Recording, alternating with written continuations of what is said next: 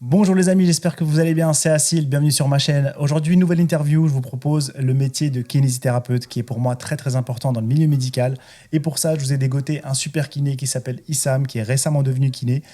Donc voilà, n'hésitez pas à vous abonner à la chaîne, on poste partout sur TikTok, sur YouTube, sur Instagram. Donc n'hésitez pas à voir dans la description tous les liens, les miens et ceux d'Issam. Donc voilà, je vous laisse avec la vidéo, bon visionnage.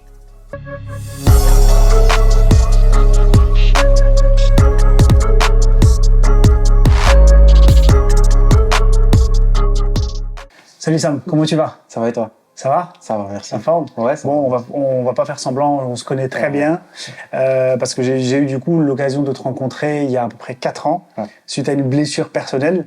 Donc c'est pour ça que je me suis dit, là, on fait un contenu spécifique kinésithérapeute. Et là, je voulais absolument t'avoir parce que je te considère comme un très très bon kiné, parce que j'en ai eu d'autres. Ouais.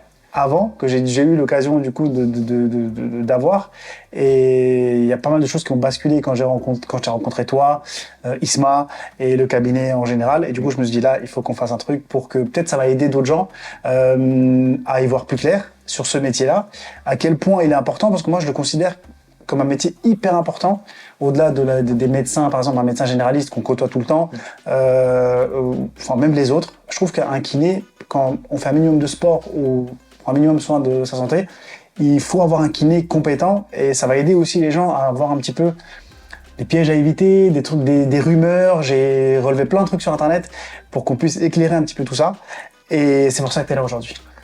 Bah écoute, merci pour l'invitation déjà. Très bon. Qui est Issam? Qui est Issam? Okay, et moi, ce qui m'intéresse vraiment, c'est qui est Issam, ton parcours, là où tu viens, jusqu'au jour où tu as décidé de, aujourd'hui, maintenant, je vais devenir kiné, et tu n'as rien lâché.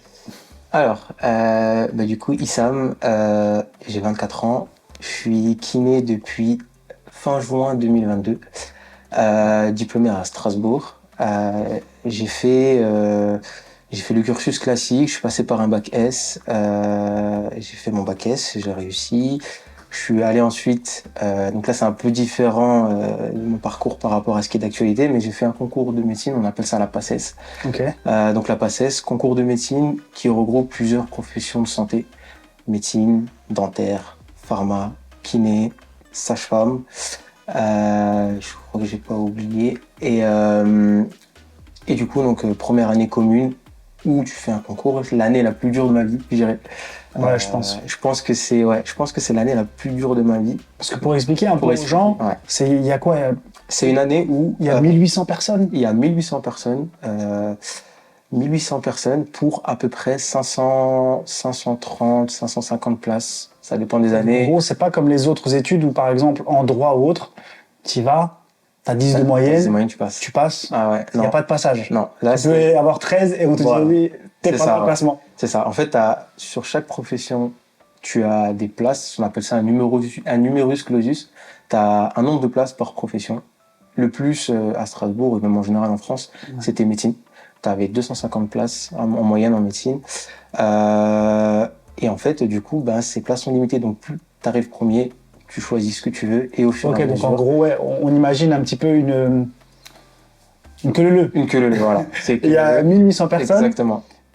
À partir de 500 ou 520, on sait que le 521, il peut rentrer à la maison. Ça commence à devenir serré. Voilà. En fait, ça dépend aussi de ce que les gens veulent faire. En général, les gens ils vont en première année de médecine pour faire médecine. Mais de toute façon, on sait que 520, de toute façon, t'es 530 ou 550, de toute façon, il n'y a pas de place. Non, en fait, c'est pas ça. C'est juste... ça dépend de ce que tu veux. Maintenant, tu dois choisir des spécialités. Maintenant, tu arrives en première année, tu dois choisir 2 spécialités. Second semestre, tu choisis 2 spécialités. Médecine, kiné, par exemple. Tu bosses celle que tu veux. Soit médecine, soit kiné. C'est difficile de bosser les deux parce que ça demande beaucoup de travail.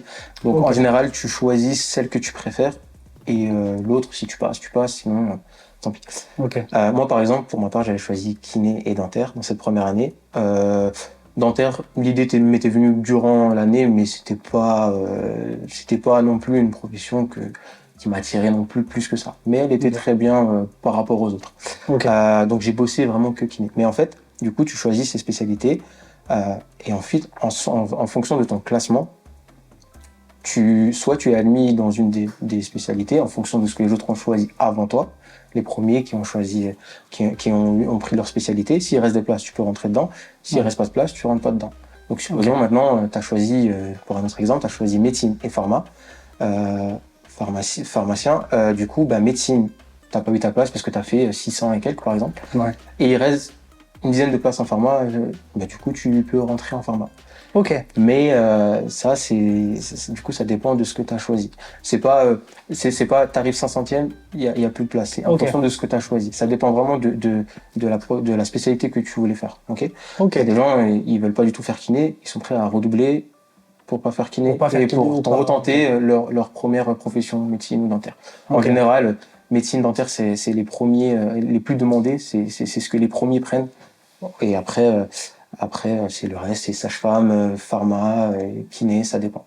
Moi, pour ma part, j'avais fait... donc, c'est divisé en 2 semestres. Tu as des concours, du coup, premier semestre, deuxième semestre. Concours du premier semestre, c'est un concours commun, il n'y a pas de spécialité.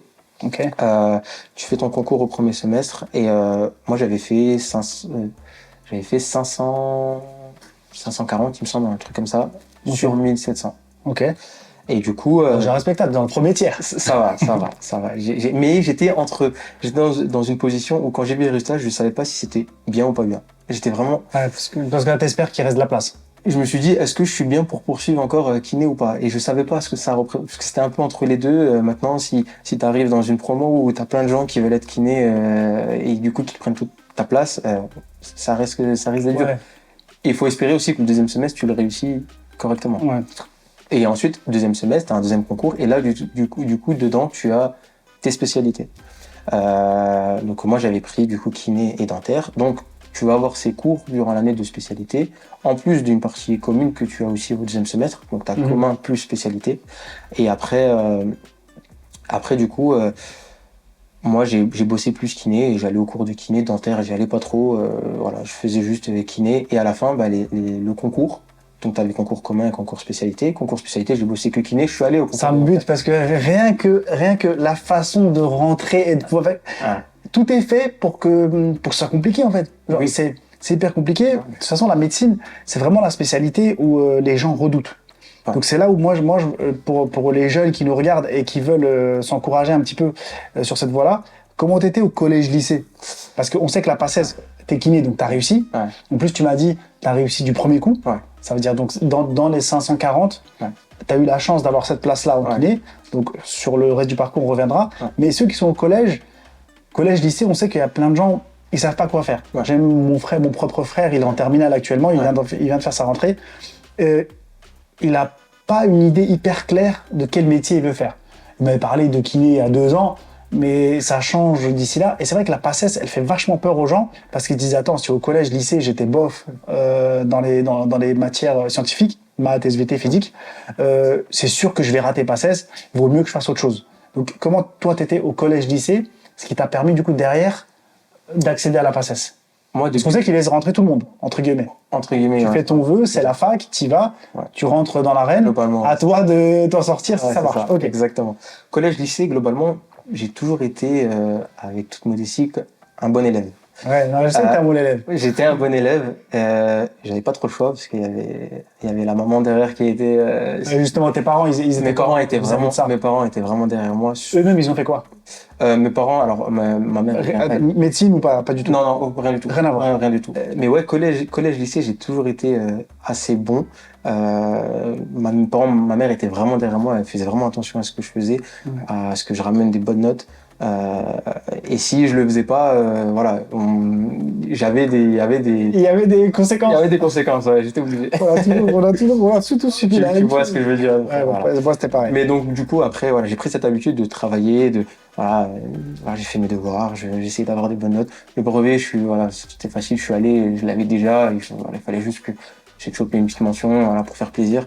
Et après, lycée, c'est un autre monde, mais c'est toujours pareil, je fais attention, j'essaye de bien travailler, d'avoir une bonne moyenne.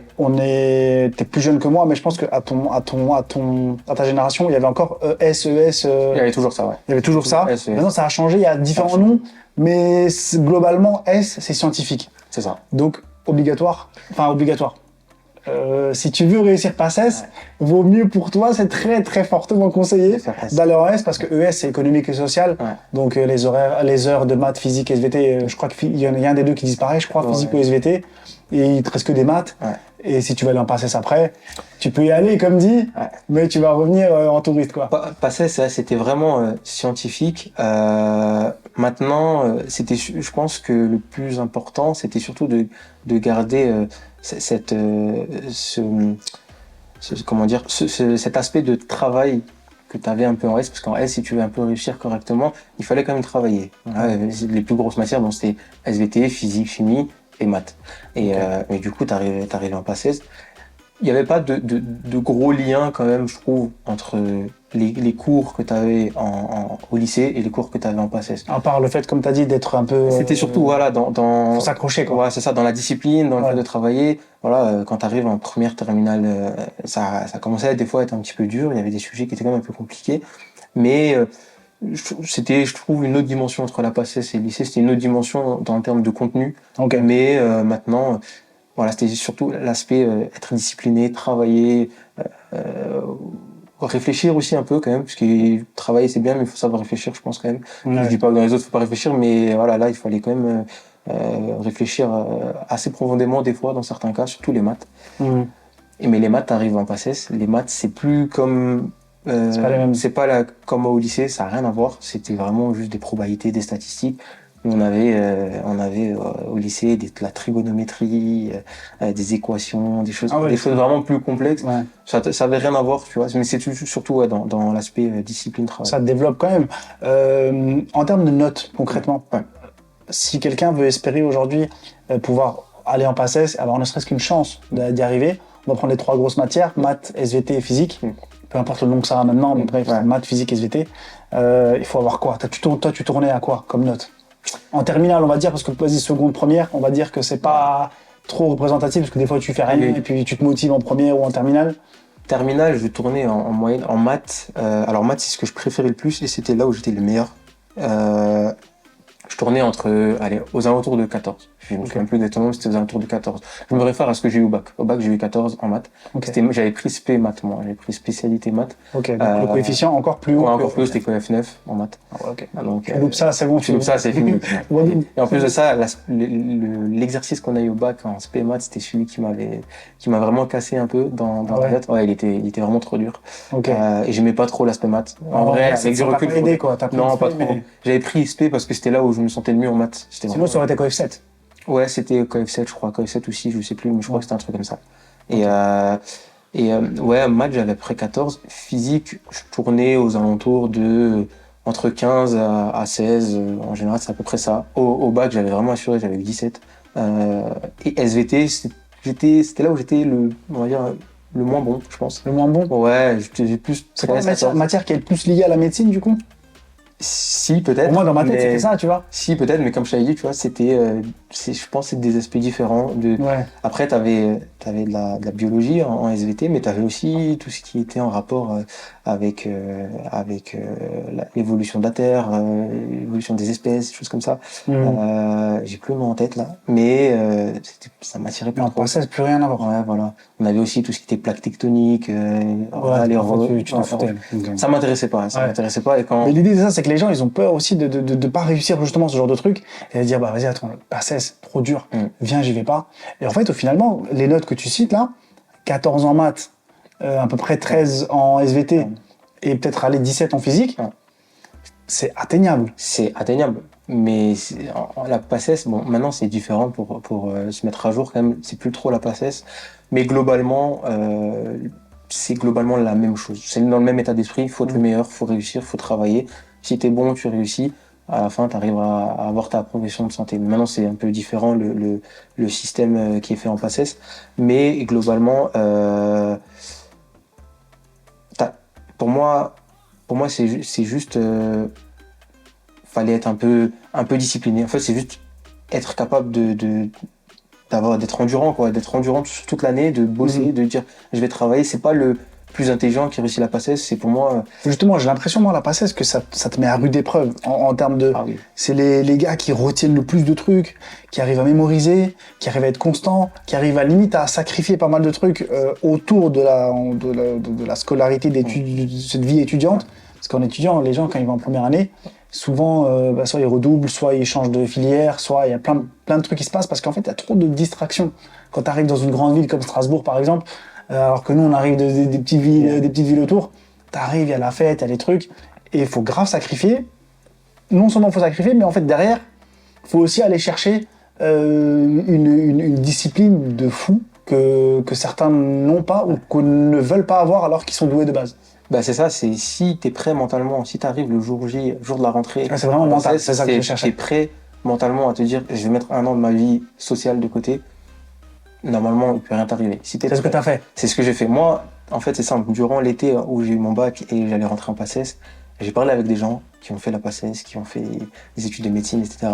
J'ai parlé avec eux, j'ai écouté. Moi, je suis quelqu'un qui écoute beaucoup, j'ai écouté. Et j'étais prêt, je savais à quoi m'attendre. Tu t'es mis en tryhard. Ouais, directement. Là, il faut que... Je suis rentré le premier jour, j'étais dans ma tête, il faut que je réussisse cette année. Il n'y a rien d'autre. Pour te dire, tu me connais, j'aime bien jouer à la Play, etc. J'ai donné la Play à mon frère cette année-là. Ouais. Je l'ai même plus vu de toute l'année, tellement... Tu t'es dit FIFA, je me suis non, c'était fini. Là, c'était fini. Je touche plus. Ah non, c'était fini. Là, je savais que c'était un an de ma vie de côté, mais pour un objectif derrière. T'étais prêt à redoubler parce qu'il y en a beaucoup, on en a parlé vite fait avant, il y en a beaucoup qui sont prêts à aller en PACES et se dire je vais me donner à fond la première année, quitte à redoubler, c'est pas grave, je réussirai la deuxième. T'étais parti dans cette optique ou tu t'es dit non vas-y, première fois ça marche? Moi, mon objectif final c'était je devais aller en kiné, je voulais aller en kiné, donc quoi qu'il arrive je l'aurais fait. Mais en réalité ça m'aurait fait, je pense, peur de redoubler encore un an, de refaire un an comme ça. Ça aurait cassé la motivation. Je pense que ça m'aurait cassé la motivation, mais bon, j'ai eu de la chance du premier coup, mais je l'aurais fait, je pense, mais vraiment... à contre-cœur un peu. Ouais, vraiment à contre-cœur, je pense. Mais j'aurais pas pu, je me verrais pas arrêter et partir sur une autre voie, je pense pas. Ok. Après, justement, avant de rentrer en PACES, bah, t'as toute cette préparation au lycée où tu te dis, est-ce que tu vas y aller, est-ce que tu vas pas y aller? Au début, moi, je voulais pas y aller, je me disais, tiens, STAPS, tu pouvais rentrer vers une passerelle. T'as une passerelle, à l'époque, tu pouvais, je sais pas si c'est encore le cas, mais à l'époque, tu pouvais rentrer, en ayant fait STAPS, tu pouvais rentrer directement en école de kiné. Mais c'était très limité, je crois que t'avais vraiment 3 ou 4 places, donc t'avais des conditions pour rentrer, mais c'était vraiment très limité. Je me dis, tiens, je peux passer par là, espérer... Essaye de détourner un peu le système, mais c'est mais là, tu vois que tu joues, c'était un pari risqué. Hein, après, on va en parler après, mais franchement, quand tu, psychologiquement, quand tu vas voir un médecin, sur la plaque, c'est dans la région, quand il n'y a pas marqué Université de Strasbourg en dessous et que c'est un médecin, perso, j'ai un truc qui me, tu sais, ça me pique un peu, je me dis, il n'est pas passé par la PACES quand même. Tu vois, ouais, il a dû... Parce qu'il y a plein de trucs maintenant. Belgique, Luxembourg, Roumanie. J'ai vu des trucs où des gars qui ont raté 1-2 fois la PACES, on les a pas acceptés pour une 3e ou autre, et ils sont allés en Roumanie, ils sont revenus médecins. Ouais. Ça me fait peur, moi, tu vois. Moi, alors, je pense pas qu'il faut en avoir peur. Je pense que, pour moi, le meilleur professionnel de santé, c'est pas basé que sur la formation que tu vas avoir. C'est pas forcément que sur les études. Forcément, les études vont te donner une manière de réfléchir, certaines connaissances. Mais en tout cas, je prends mon exemple parce que c'est là où je connais, mais je fais pas de différence entre un kiné de France, diplômé de France, ou un kiné diplômé d'Allemagne ou de Belgique. En tout cas, l'Allemagne, c'est vrai, j'ai zappé. Voilà, il y a beaucoup l'Allemagne, surtout en kiné, et beaucoup de gens qui passent en Allemagne. Je fais pas vraiment cette différence parce que pour moi, le meilleur kiné, c'est celui qui va chercher du coup à être meilleur et qui va chercher après sa formation, après son diplôme, à se former et être meilleur que possible. Parce que je pense que si on s'arrête à la formation de l'école de Strasbourg ou l'école de Paris ou l'école d'Allemagne ou n'importe où, je pense qu'il y a quand même des limites. Ouais, je dirais pas que des lacunes entre guillemets. T'as quand même des lacunes. Je pense qu'il te manque beaucoup de choses. Moi personnellement, en tout cas, il m'a manqué beaucoup de choses. Je l'ai remarqué quand. Et pourtant, toi, t'as fait la voie entre guillemets royale, PACES. Voilà. T'as jusqu'à kiné. Puis je pense 5 ans, c'est ça? 5 ans. Ouais, c'est ça. C'est 1 an du coup de PACES et 4 ans d'école de kiné. Ok. Et en Allemagne, c'est uniquement 3 ans. Tu rentres directement en école de kiné, mais je crois que l'école de kiné est payante. Faut payer l'école, etc. Ouais, c'est ça. Faut avoir des bases en allemand aussi. Mais du coup, tu évites cette case PACES qui. Voilà. Qui effraie beaucoup de monde. J'avais aussi réfléchi à cette voie en Allemagne, mais Mais déjà, l'allemand, j'ai vraiment du mal avec. J'ai déjà du mal avec les langues de base. Ouais. Mais franchement, l'allemand, c'était vraiment un truc qui me faisait, je pense, plus peur que la FACES. Donc, Mais justement, là, on va embrayer directement sur, Ouais. cette fin d'année. Du coup, pendant tes 4 années, on résume rapidement, tu as fait des stages, tu as fait en école de kiné, stage en même temps. C'est là où je t'ai rencontré, du coup, en 2020 ou 21, je sais plus exactement, mais en tout cas, c'était en 2020, où tu faisais tes stages, tu faisais beaucoup d'études, et à côté, tu faisais des stages de 1 ou 2 mois pour un peu avoir le pied dans un cabinet et de voir un peu comment ça se passe avec les patients. Comment ça s'est passé cette période de stage et ça t'a conforté dans ton choix de kiné ou tu t'es dit, punaise, en fait, le terrain. Ben, en fait, déjà, tu rentres en stage directement dès la première année de kiné. Donc, tu as 2 stages par semestre. Donc, cache après la PACES. PACES finie, Première année kiné. deuxième année. Tu fais, je crois, 2 mois ou 3 mois de cours Ouais. à la fac. Et après, directement, tu rentres en stage. Et moi, bon, au début, c'était un peu compliqué parce que j'ai fait beaucoup de stages en hôpital au début. En fait, tu as des... T'es obligé, je crois, T'es non? obligé. Ouais. Tu dois respecter ce qu'on appelle des champs. Tu dois aller dans certains champs, avoir un peu tout vu à la fin de ta 4e année. Tu vois, t'as champ neuromusculaire, champ, on dit RC8, c'est respi, cardiaque, etc. Ok, etc. faut que tu vois ces choses-là à l'hôpital. Voilà, c'est ça. Et du coup, moi, au début, ils te les attribuent en plus. Ils te disent, ouais, tu vas aller là-bas, tu vas aller ici. Ah, tu choisis Au début, on te donne le champ et après, tu choisis ton stage en rapport avec ce champ. On te dit, tu dois faire ce champ, tu vois. Et moi, au début, j'avais pas les. Moi, je savais déjà que je voulais aller en cabinet libéral, un peu au sport. Mais du coup, j'avais pas le droit au début, donc je faisais mes stages. C'était pas. J'ai appris des trucs, c'était cool, mais je savais que c'était pas ce que je voulais faire. Ok. C'était pas. Ça, c'est les premières années, on va dire. C'était les premières années. Ça, c'était les 2 premières années. Ouais. J'ai commencé à rentrer en cabinet. Bah, c'est à partir du moment-là où on s'est vu. C'était en 3e année. Je suis allé du coup chez ISMA. C'était le premier cabinet auquel j'allais. Ouais. Et parce que du coup, je le connaissais. Et là, c'était différent. Là, c'est différent. J'ai appris plus de trucs. Je me suis rendu compte aussi qu'il me manquait. Attention à ce que tu vas dire, elle va regarder la vidéo. Non, franchement, il y a que du compliment qui va sortir de son cabinet parce que j'ai appris énormément de trucs. Ouais. Je me suis surtout rendu compte, je pense que la plus grosse gifle, c'est que je me rends compte la première semaine avec Isma que, en fait, je suis nul. Enfin, il me manque tellement de trucs. J'avais l'impression que qu'est-ce que j'avais appris en 2 ans. Ouais, j'avais Et pourtant, t'es passé par la PACES. T'es passé Oui. par 3 ans de kiné. T'arrives à ta 4e année de kiné. Bah, c'était la 3e année. C'était début de la 3e. Ok, ouais, 3e année de kiné, donc 4 années en tout d'études. Donc t'es quasiment au dernier, voilà, proche de la fin. Et c'est là où tu te dis, ah ouais, en fait, là je suis dans le cabinet avec un kiné qui avait quoi, peut-être 10 ans d'expérience déjà, à peu près. Ouais. Et là, c'est là où tu te dis, ah ouais, il y a un problème.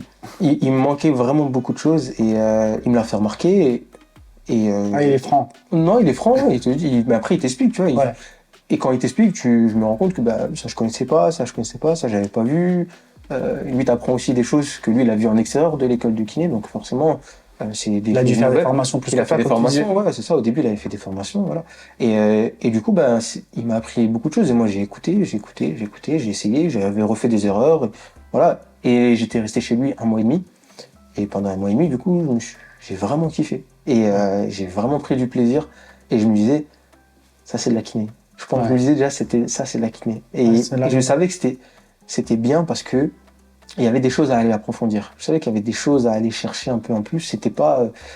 la kiné, ça reste complexe. On dirait pas, vu de loin, si on prend du recul, on dit, ouais, bon, c'est un thérapeute, il donne des exos. Mais en fait, c'est vraiment complexe. Il y a vraiment des trucs. C'est pour ça que je voulais absolument faire cette vidéo-là parce que c'est là on va rentrer dans vraiment qu'est-ce qu'un kiné. Mais avant ça, c'est vrai que je vais parler un peu des fraudes. Il faut qu'on parle un peu des fraudes. Parce que, franchement, quand j'étais plus jeune, j'ai déjà fait des kinés. J'avais, je crois, 18-19 ans, je joue au foot, je me fais mal au genou, je vais chez des médecins, des trucs, je suis allé jusqu'au chirurgien pour voir ce que j'avais. Ils me font des examens, IRM, scanner, tout ce que tu veux. Il n'y a rien dans mon genou. Et c'est là où je me suis dit, il n'y a rien. Et tu sais, les médecins, ils n'ont pas le scrupule de dire, arrête le sport. Tu vois, ils disent, arrête. Il n'y a pas de... Ils disent pas, le mec, il a 18 ans, 19 ans, comment je lui dis d'arrêter de courir à ce mec-là? Et ils s'en foutent complet. Donc, je cherche de mon côté, qu'est-ce que je peux faire? Il y a un truc qui existe, je connaissais absolument pas, j'avais jamais mis les pieds. Kinésithérapie, physiothérapie, il faut aller les voir, machin. Je suis allé en voir, ça m'a jamais soigné. La kinésithérapie, c'est quoi, selon toi, si tu veux vraiment résumer en gros, c'est quoi, à quoi ça sert, comment tu résumerais ce métier-là? Un kinésithérapeute va être la personne qui va t'accompagner dans l'éducation, le comportement que tu vas avoir vis-à-vis de ton corps.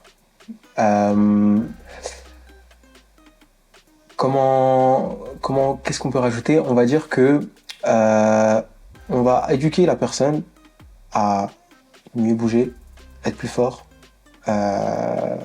mieux gérer son corps par rapport à l'environnement, on va dire. Ça va être globalement les trois trucs que j'ai en tête. Si on parle de kiné global, je En vais fait, faut spécialiser. différencier, parce qu'il y a la kinésithérapie, Ouais. comme on l'a dit tout à l'heure, ça passe, on va dire globalement, pas 16, 4 ans, là t'es kiné. Il y en a qui font ostéopathe, chiropraticien ou Chiropracteur, ouais. chiropracteur, voilà. Ouais. C'est quoi la différence entre ces deux trucs-là? Parce que des fois tu vas chez le médecin, t'as mal, le truc, il va dire bah va voir l'ostéo. Eh ben, déjà pourquoi le médecin renvoie direct chez l'ostéo, ça je sais toujours pas, c'est toujours mon interrogation, mais bon. Alors, en fait, je te le dis parce qu'on l'a eu, nous, dans notre famille, où on allait voir notre médecin traitant, en qui j'ai à peu près confiance, parce que ça va, tu vois, j'ai à peu près confiance, parce que même, en tout cas, il a réglé des problèmes à la maison, donc j'ai à peu près confiance. Et des fois, tu dis, bah, j'ai mal là ou là, il va te dire, va chez l'ostéo. Le kiné, ça va être la personne qui va, je pense, essayer de t'apprendre à mieux bouger, à être plus fort, plus endurant sur certaines choses, mais ça va être plus une vision sur long terme, je pense. Je pense que c'est la différence, je pense, c'est le long terme. Un kiné va plus t'aider sur le long terme, à mon avis, que les autres professionnels type ostéopathe, chiropracteur, choses comme ça, qui peuvent t'aider. Ça dépend des cas, ça dépend de tes croyances, ça dépend de ce que tu as aussi, mais qui peuvent t'aider peut-être sur court ou moyen terme.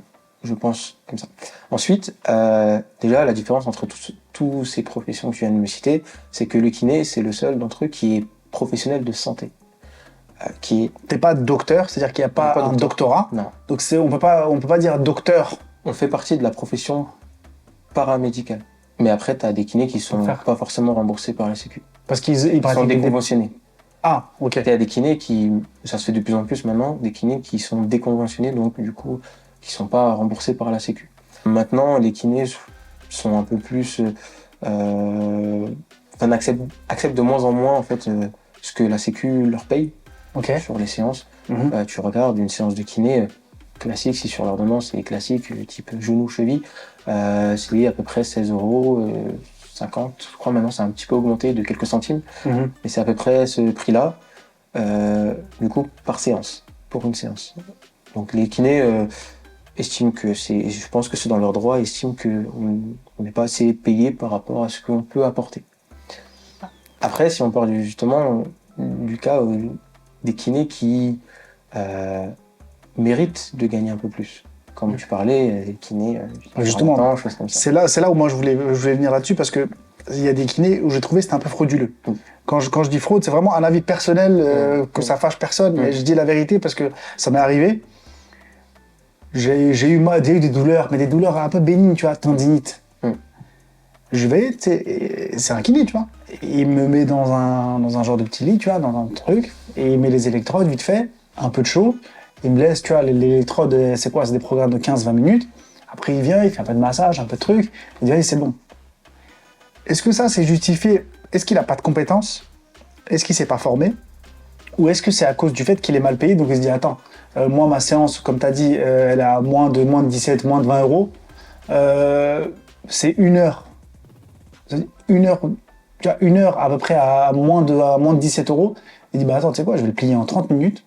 Et du coup, je vais en prendre 2, 3, 4. Comme ça, sur une même heure, je prends 5 patients, je prends 17 € x 5. C'est plus rentable que je vais prendre le gars. Et on va parler un peu de votre méthode après, mais je vais me casser la tête avec lui, on va prendre des trucs, machin. C'est quoi la raison? Bah, je pense qu'il y a un peu de tout, un peu de manque de compétences, un peu de j'ai pas envie de me casser la tête, je suis pas assez payé. Maintenant, je pense aussi c'est les méthodes que tu apprenais peut-être avant. En général, ce genre de kiné, après, euh, j'ai eu la chance de pas beaucoup en côtoyer, mais je pense que ce genre de kiné, ils sont un peu plus âgés, donc du coup, ils ont des méthodes peut-être qui marchaient avant, mais du coup, la science évolue, donc les idées évoluent, Les connaissances, les études. les connaissances évoluent, tu apprends de nouvelles choses et tu vois qu'il y a certaines choses qui ne marchent pas en fait, et il y a peut-être d'autres choses qui marchent. Euh, mais je pense ouais que c'est un ensemble pour trouver son équilibre financier, on va dire. Mhm.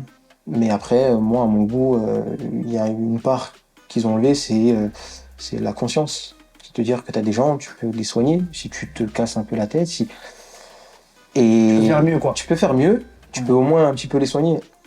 T'as aussi d'autres. En fait, c'est un peu complexe parce que tu vas retrouver plusieurs arguments là-dessus.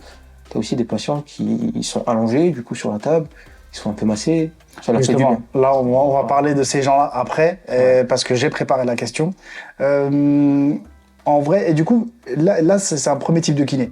Un deuxième type de kiné que j'ai consulté moi-même et que du coup, par rapport à mon genou, j'avais peut-être une, deux séances par semaine, on faisait exactement la même chose. Ça veut dire, j'allais, petit échauffement vite fait, un peu de muscu, rapidos sur les machines, tu sais, leg extension, leg curl, compagnie, un peu de course, et il finissait par un peu de cryothérapie localisée là, Ouais. et bye bye, Ouais. semaine prochaine. Parlons de eux, que eux, t'as l'impression qu'ils te font bosser, donc t'es peut-être un peu plus content, tu dis ah peut-être qu'on a fait un peu de quelque chose de bien, mais au final, Moi, je mettrais ces personnes dans une catégorie un peu plus au-dessus que les précédents, parce ouais, qu'au moins, ils essayent de te faire un truc. Maintenant, déjà, d'une, ça dépend de ce qu'ils te font. Est-ce que ce qu'ils te font, déjà, c'est pertinent pour toi? Si c'est pertinent pour toi, on peut estimer que c'est déjà bien, même si, bien sûr, faire tout le temps la même chose et pas se casser la en tête tout et cas pas ça m'a pas évoluer. soigné. Je te Voilà, dis, ça donc du m'a coup, pas voilà, soigné, il y a des cas où j'ai pas ça. couru derrière. Voilà. Donc ça peut ne pas te soigner et dans ce cas-là, ben, en fait, je pense qu'ils ont du coup pas de remise en question sur leur travail. Et il n'y a pas de progression, du coup, je suppose que c'est toujours la même chose, ben, tu progresses pas. Donc ces kinés-là, ben, c'est cerveau en mode off. Tu as fait cet exo la semaine dernière avec lui, tu vas refaire la même chose avec lui. Et c'est bon, ta séance elle est faite, c'est bon, tu as préparé ta séance, tu as gratté 20 minutes à pas réfléchir et du coup Ouais. tu poses. Je vois le truc comme ça en tout cas, mais on va dire que si il y a un pourcentage de pertinence dans ce qu'ils font, c'est déjà ça par rapport si on Ouais, si compare on au cas compare précédent. aux ceux d'avant. Ouais. Et justement, et c'est là où je vais venir sur votre travail à vous. C'est là où moi, même moi, ça m'a un peu, pas choqué, mais ça m'a changé de tout au tout. Quand j'ai commencé à bosser avec vous dans le cabinet, justement avec Isma, toi. Et qu'est-ce que vous faites maintenant? Comment vous voyez les choses quand quelqu'un arrive avec des blessures? On verra quelques blessures un peu plus tard, mais aujourd'hui, on prend n'importe quelle blessure. Qu'est-ce qui se passe? C'est quoi les étapes que vous mettez en place pour justement là vraiment soigner? Parce qu'une fois que le gars, il a vu son médecin traitant, il a fait peut-être de l'imagerie ou autre, et que la douleur elle est toujours pas partie, ou en tout cas c'est pas parti avec des anti-inflammatoires ou des trucs un peu que tu fais dans un premier temps, Doliprane et compagnie, qu'est-ce qui se passe? Quelle est votre prise en charge à vous pour justement changer? Bah, je pense que la première chose, c'est de faire un bilan. Et je pense que, en tout cas, par expérience de ce que m'ont dit les patients, les gens ne font pas de bilan. Certains kinés ne font pas de bilan. Il faut commencer par faire un bilan. Il faut savoir à qui tu as affaire. Un bilan, on va dire, c'est le diagnostic. Le bilan, voilà, c'est le premier rendez-vous. C'est justement savoir qu'est-ce qui se passe, qui est la personne, qu'est-ce qu'elle a, pourquoi c'est arrivé. C'est de trouver justement quel est son problème et quelle peut en être la solution. Et du coup, il faut faire un bilan. Donc, il faut prendre le temps de regarder ce qu'elle a, d'essayer de discuter un peu avec la personne. Moi, toujours, mes premières séances, en premier lieu, je fais asseoir le patient sur une chaise et je discute avec lui. Ok. Pour savoir qui il est, quel âge il a, qu'est-ce qu'il fait dans la vie, quel sport il fait, pourquoi il vient. Même si je vois sur l'ordonnance, moi, je veux savoir pourquoi il vient et je veux qu'elle me dise, la personne, pourquoi tu es là, qu'est-ce qui t'arrive et qu'est-ce que je peux faire pour toi. Et du coup, après, je laisse parler la personne. Je laisse pas parler. Des fois, ça peut durer 5 minutes. Des fois, ça peut durer un peu plus, des fois un peu moins. Il y a des gens qui ont juste, j'ai mal au dos et voilà, je veux que ça parte. Ça arrive, mais voilà. Simple que ça. Une fois que tu as fait ce bilan, une fois que tu as discuté avec la personne, tu peux faire tes tests. Ouais, il y a des tests. Tu as des tests cliniques dits sur la table, ok. Donc on va regarder, cliniquement le problème. Si tu as un problème au genou, on va regarder ton genou, on va regarder au-dessus, on va regarder en dessous. Qu'est-ce qui peut poser souci. Tu peux aussi faire des tests, moi j'appelle tests fonctionnels, pour savoir comment la personne elle bouge. Moi j'ai appris par mes formations, notamment une qui m'a beaucoup aidé, ça s'appelle ProFTS, et une autre formation qui s'appelait, celle qui a fait que je suis devenu kiné du sport, ça s'appelle KPS, par qualif, tu vois. Okay. Et en fait, on nous a appris déjà à voir la personne, comment elle bouge. En général, je parle dans le sport. Après, je fais plus ça avec les personnes actives qu'une personne qui a Parkinson, quelque chose comme ça. Ouais. Je veux déjà voir la personne, comment elle bouge. Donc, je fais quelques tests globaux, je regarde comment elle bouge. Et ensuite, je passe sur la table et je regarde précisément par rapport à ce que j'ai vu, qu'est-ce que je peux encore complémenter par rapport à ce que j'ai vu. Déjà, quand tu vois la personne bouger, tu peux déjà penser à certains trucs. Il faut trouver déjà des objectifs de travail avec cette personne. Okay. Et ensuite, si c'est un peu plus compliqué, tu passes sur la table, tu regardes, tu complètes. Est-ce que voilà, j'aimerais bien aller investiguer ça, j'aimerais bien tester ce muscle, cette amplitude, cette articulation, choses comme ça. Et ensuite, du coup, tu expliques au patient déjà ce que tu vas faire, ce que tu as trouvé, ce que tu penses être. Ça arrive avec des patients que tu peux. Il y a des patients avec qui tu ne trouves rien, ou tu as du mal à trouver, donc tu émets des hypothèses, tu leur expliques, tu dis voilà, on peut essayer ça, on peut essayer ça. Je pense juste que le plus important, c'est déjà d'éviter tout ce qui est grave. Tu vas trouver des patients qui ont des choses graves. Et du coup, c'est des patients qui n'ont rien à faire chez toi. Il faut qu'ils aillent voir soit un vrai médecin, soit qu'ils aillent aux urgences directes. Ça arrive. Des médecins qui envoient des patients. T'as eu des anecdotes un peu comme ça? Des gens qui ont... Ouais, j'ai rien à faire chez toi en fait, c'est beaucoup trop grave pour toi. Ouais, j'ai eu récemment un patient qui avait des douleurs au niveau de la nuque et beaucoup de maux de tête. Et ça arrive de temps en temps. Des patients qui ont beaucoup de maux de tête comme ça. Et, sans choc spécifique. Sans choc spécifique, sans chute, sans rien, mais d'un coup, depuis un mois, ils ont des douleurs au niveau de la nuque et beaucoup de maux de tête. Ils ont l'impression que leur crâne il va exploser. Tu sens déjà que ça pue. Après, c'est compliqué. Le vasculaire, on voit que c'est un problème vasculaire. Déjà, le vasculaire, c'est un peu compliqué. Je suis en train de commencer à me former un peu là-dessus pour accompagner, mais c'est pas là où je gère le plus. Mais tu sens qu'il y a quelque chose de bizarre. Donc, du coup, je fais quoi? Je prends sa tension. Et on nous avait appris, avec une formation que j'avais fait avec un gars que je connais qui s'appelle Brian, de tester la tension dans bras. Ce qu'il me disait, en fait, quand il levait les mains, il avait des sensations de vertige. Ok, donc du coup, je teste sa tension, normal, assis. Ensuite, je lui dis, tiens, on va essayer de lever les bras et on va reprendre la tension. Et en fait, si tu compares entre cette position et cette position, tu peux trouver des grosses différences de tension.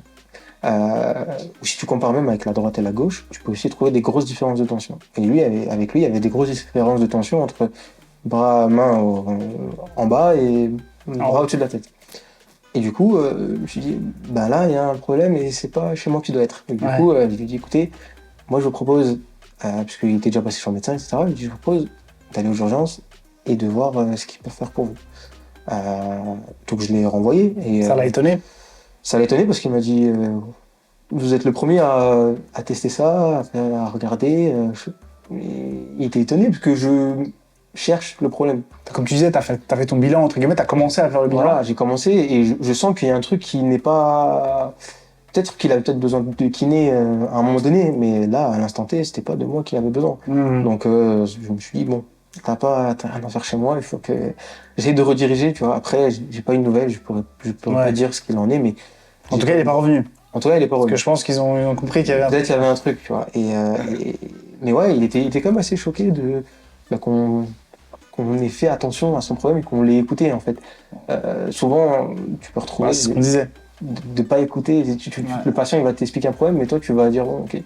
Tu te fais déjà une idée, en fait, de ce qu'il a, alors que tu l'as pas encore assez écouté. Parce que entre deux pathologies, si juste une phrase peut faire changer la donne, je pense. Donc voilà, si tu l'écoutes, et toi aussi, tu te fies à ton instinct. Tu as tes connaissances, mais je pense que tu as aussi ton instinct qui dit, bon, là, il y a un truc qui est un peu bizarre. Et je préfère ne pas prendre de risques. Peut-être que finalement, il n'y a rien de grave, et il aurait pu faire tes séances après, mais je prends pas de risque. Je me dis, ok, j'ai passé, et du coup, je l'ai renvoyé. Voilà. Et on va dire que du coup, dans un kiné, dans quel cas on va le voir? Parce qu'il y a plein de cas que du coup, moi, je connais, parce qu'il faut venir parfois avant, par exemple, avant une opération, pour préparer une opération, et après, tu viens après l'opération pour faire de la rééducation et tout. Quelles sont un peu les étapes, dans quel cas on va voir un kinésithérapeute?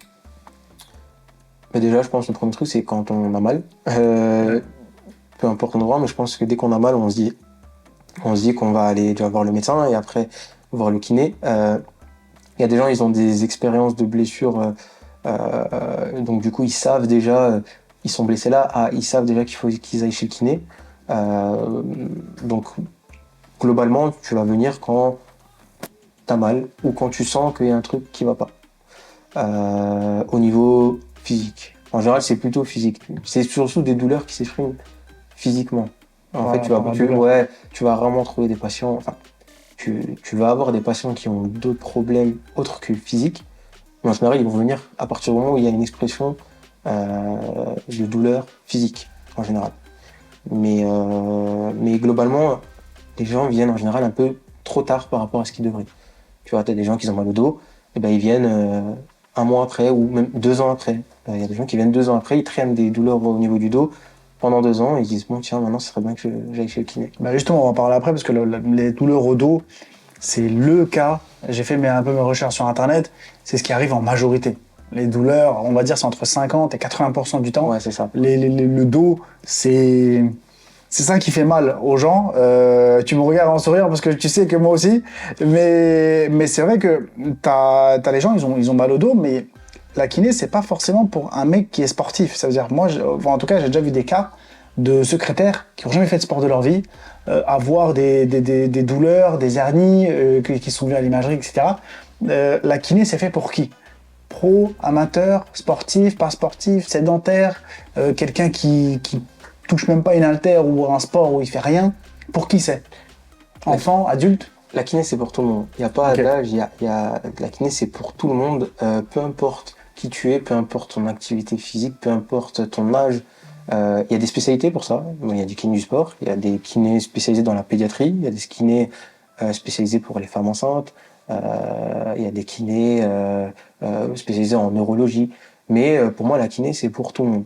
Et je pense même que, ça c'est que mon avis, mais je pense que la kiné du sport, ça englobe plus de gens que ce qu'on en pense. Je pense que la kiné du sport, c'est pas que pour les sportifs.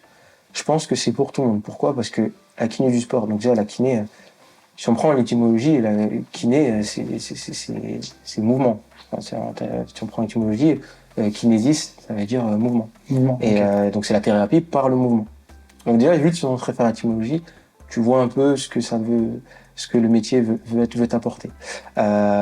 Et du coup, pour moi, la kiné du sport, entre un kiné normal et un kiné du sport, pour moi, c'est juste que le kiné du sport peut être capable de plus jauger, de plus progresser, d'aller augmenter un peu plus les contraintes de travail avec le patient, qui peut aller faire élever le patient à un niveau un peu plus élevé, je pense, en termes de travail.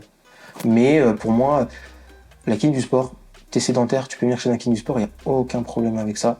T'as Parkinson, tu peux aussi venir chez un kiné du sport. Après voilà, si t'es spécialisé en neurologie, des choses comme ça, c'est peut-être un peu plus. Ouais. C'est du plus, donc c'est bien. Mais je pense que la kiné du sport, c'est pour tout le monde. C'est fait pour tout le monde. C'est pour tout le monde. C'est pour ça que là, je voulais embrayer sur un petit peu les croyances populaires que les gens peuvent avoir. J'ai pris le top 10. Pour vraiment essayer de casser au maximum. La première qui sort, c'est que la kiné, c'est fait pour les athlètes, amateurs ou pros, ou peu importe. La première rumeur, c'est la kiné, c'est fait pour les athlètes, donc quelqu'un qui fait du sport. C'est-à-dire, c'est pour ça que moi, je voulais savoir pour qui c'est. Et toi, tu me dis évidemment que c'est pour tout le monde, mais c'est la première rumeur.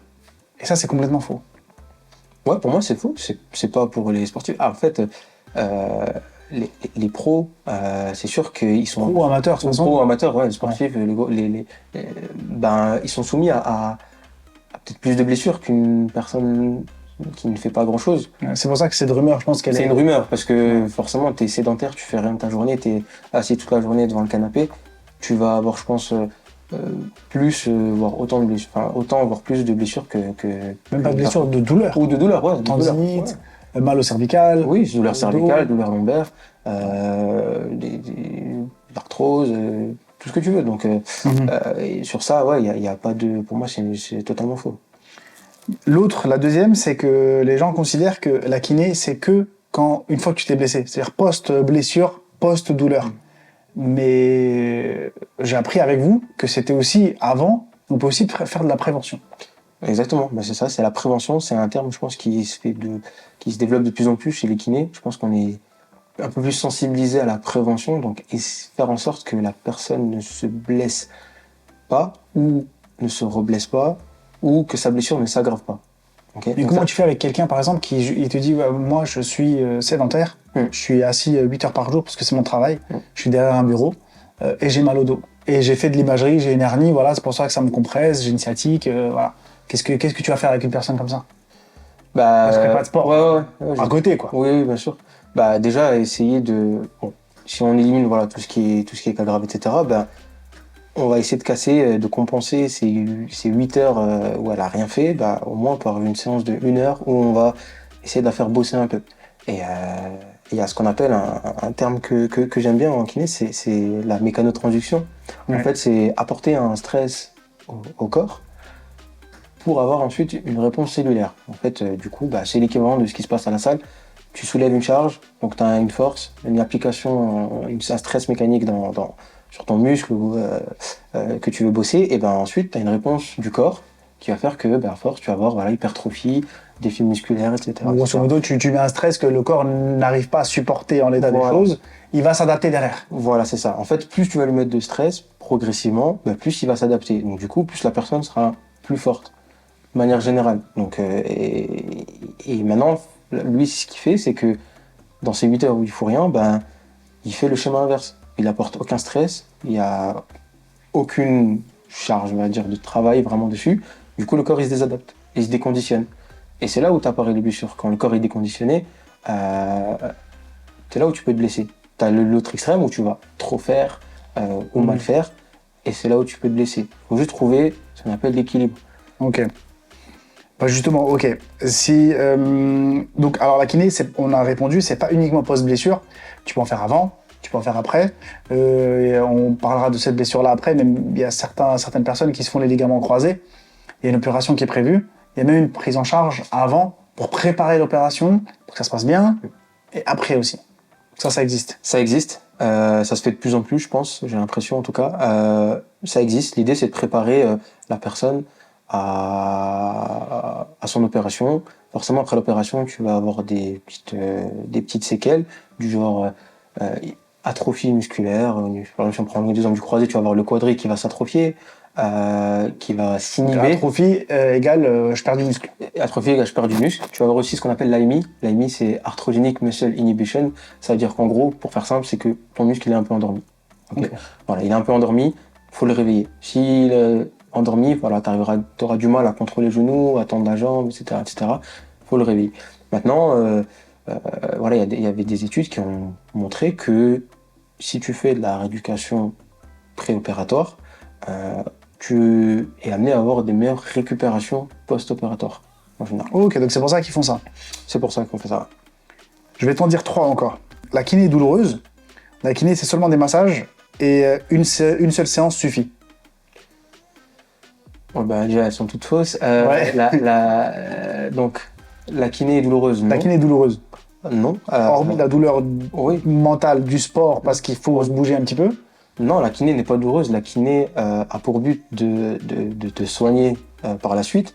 Tu peux avoir justement, comme dit, des moments où tu vas galérer un peu, ça va être dur, etc. Tu vas avoir ce genre de douleur. Tu peux te retrouver avec un petit peu de douleur dans certains exos. Il faut juste être capable de jauger, de quantifier quand est-ce que tu peux augmenter. Justement, j'ai déjà vu sur certaines vidéos, d'ailleurs, si tu veux, on peut mettre des liens ou autres de ton cabinet ou de là où tu t'exerces. Parce que moi, je te suis, et je vois, tu sais, des fois, les gens tendent la jambe comme ça, et la jambe, elle tremble, un peu comme en vibreur. C'est ça que tu me disais, le fait que le muscle s'endort un peu et qu'il faut le réveiller, ou ça, c'est un problème autre? Justement, là, c'est le muscle, il est en train, enfin, sur cette vidéo, le gars, il venait, je crois, de se faire opérer du genou et il avait plus rien dans le quadrille. Donc, du coup, on a bossé dessus. Et là, il était en train de fatiguer. Le muscle, les fibres musculaires, elles faisaient tout pour essayer de tenir, mais au bout d'un moment, voilà. Donc, il n'y a pas de fatigue, claque, c'est juste le muscle qui a deux doigts de. Il n'y a pas de douleur. Il n'y a pas de douleur, non, elle a pas mal. C'est pour ça que je rebondis. Elle a deux doigts de lâcher prise, c'est tout. Ouais. Une seule séance suffit, de toute façon, c'est. Non, et comme dit, ça dépend des cas, mais j'ai rarement soigné quelqu'un en une séance. Mais c'est parce qu'il y en a trop qui croient que, tu sais, ils ont mal au dos, ils vont venir chez toi, tu vas les retourner un peu dans tous les sens, tu vas clac, tu sais, tu vas les retourner un peu façon ostéopathe, ils vont rentrer chez eux, le lendemain tout va aller bien, tu vois. Tu vas en avoir des kinés qui vont faire ça, mais ça va pas durer dans le temps. Sur le court terme, je peux faire en sorte que sur une séance, tu ailles un peu mieux. Ça, c'est possible. Mais sur le long terme, ton problème, il est toujours là. Si tu as un problème, il va être toujours là. Donc, il faut le régler. Je peux te faire une séance, si tu veux, en t'expliquant ce que j'aimerais que tu fasses par la suite, même si je suis pas fan de cette approche parce que il va me manquer plein de choses. Mais je peux te dire en une séance, ok, pour toi, il faudrait faire ci, progresser comme ça, régresser comme ça, etc., etc., etc.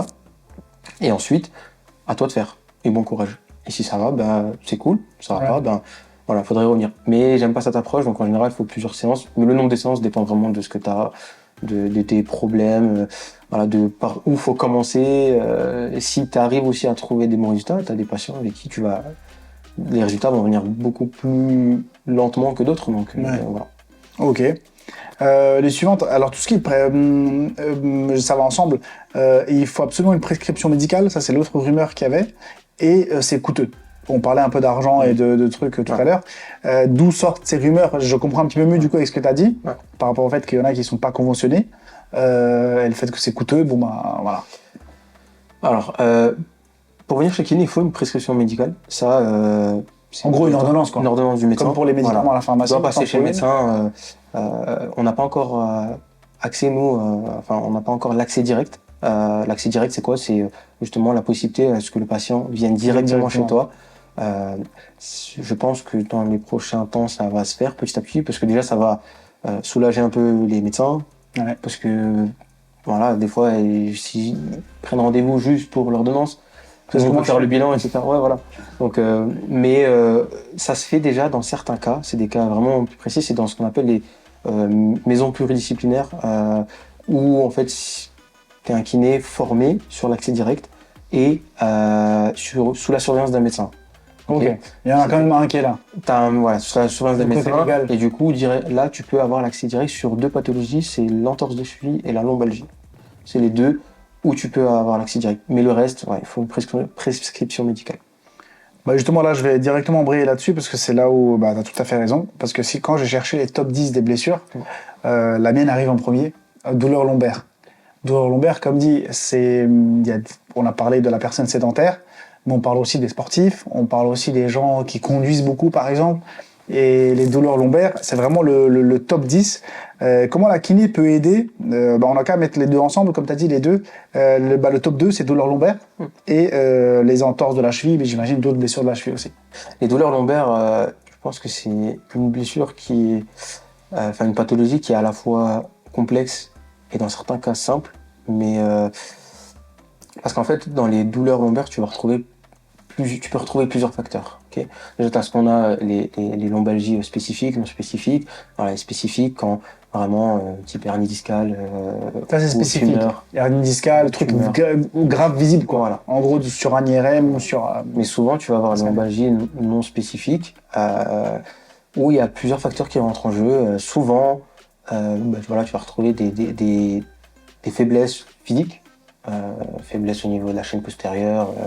Soit au niveau lombaire, au niveau fessier, au niveau ischio, choses comme ça, ou des facteurs plutôt environnementaux, psychologiques, sociaux, qu'on appelle un peu biopsychosocial. Ça veut dire, tu vas retrouver des patients justement où il y a un environnement qui est un peu négatif, stress, mauvaise hygiène de vie, problèmes au travail, choses comme ça. Justement, si on résume un petit peu, c'est au niveau, on va dire au niveau de la tête, quoi. Mentalement, t'es stressé, globalement, ça va pas, ouais, tout ça. Globalement. Sommeil, j'imagine que ça joue. Ça joue énormément. Et quand tu dis hygiène de vie, on peut citer prise de produits type tabac, alcool. Par exemple. Tout ce qui est pas... Tout ce qui va être délétère dans ton corps. Ouais, ça joue énormément. Enfin, je dirais pas que c'est... Enfin, moi, j'aime pas dire que c'est dans la tête parce que ça fait... En tout cas, je le dis pas aux patients parce que si je dis voilà, vous avez un problème dans la tête, voilà, ça fait un peu fou. Mais non, oui, justement, il y a d'autres facteurs autour, hormis le musculaire, neurologique, qui vont entrer en jeu. Après, forcément, tu vas retrouver des patients avec un manque de contrôle moteur au niveau du dos, des muscles, les gros muscles autour des lombaires, abdos, psoas, érecteurs du rachis, choses comme ça, grands fessiers, choses comme ça, qui vont être vraiment faibles et du coup qui peuvent aussi participer à cette blessure. Mais tu as ce côté, il y a une étude qui avait montré que les lombalgies aiguës, si je dis pas de bêtises, dans les lombalgies aiguës, il y avait 80% ou 83%, je ne dis pas de bêtises, qui étaient dus à un facteur environnemental. Okay. Et je crois que dans les chroniques, c'était 60%. Soit c'est l'un, soit c'est l'autre, je crois que je me trompe, mais en tout cas, globalement, ça montre que c'est un pourcentage assez élevé qui montre que en fait, dans la lombalgie, c'est pas que un problème de force, c'est pas que... Mais c'est pour ça que la lombalgie, elle atteint, on va dire, tout le monde, dans toutes les classes sociales. Elle atteint tout le monde, bien sûr. C'est des gens qui font rien, ou des gens qui bossent dans des métiers compliqués. C'est ça. Alors que des fois, tu peux croiser des gens qui font des métiers compliqués, genre maçon, tu sais, dans le BTP, des trucs un peu compliqués. Eux n'ont pas de douleur, ou sont plus adaptés, ou comment ça se passe. Mais en tout cas, la douleur, elle n'est pas liée forcément...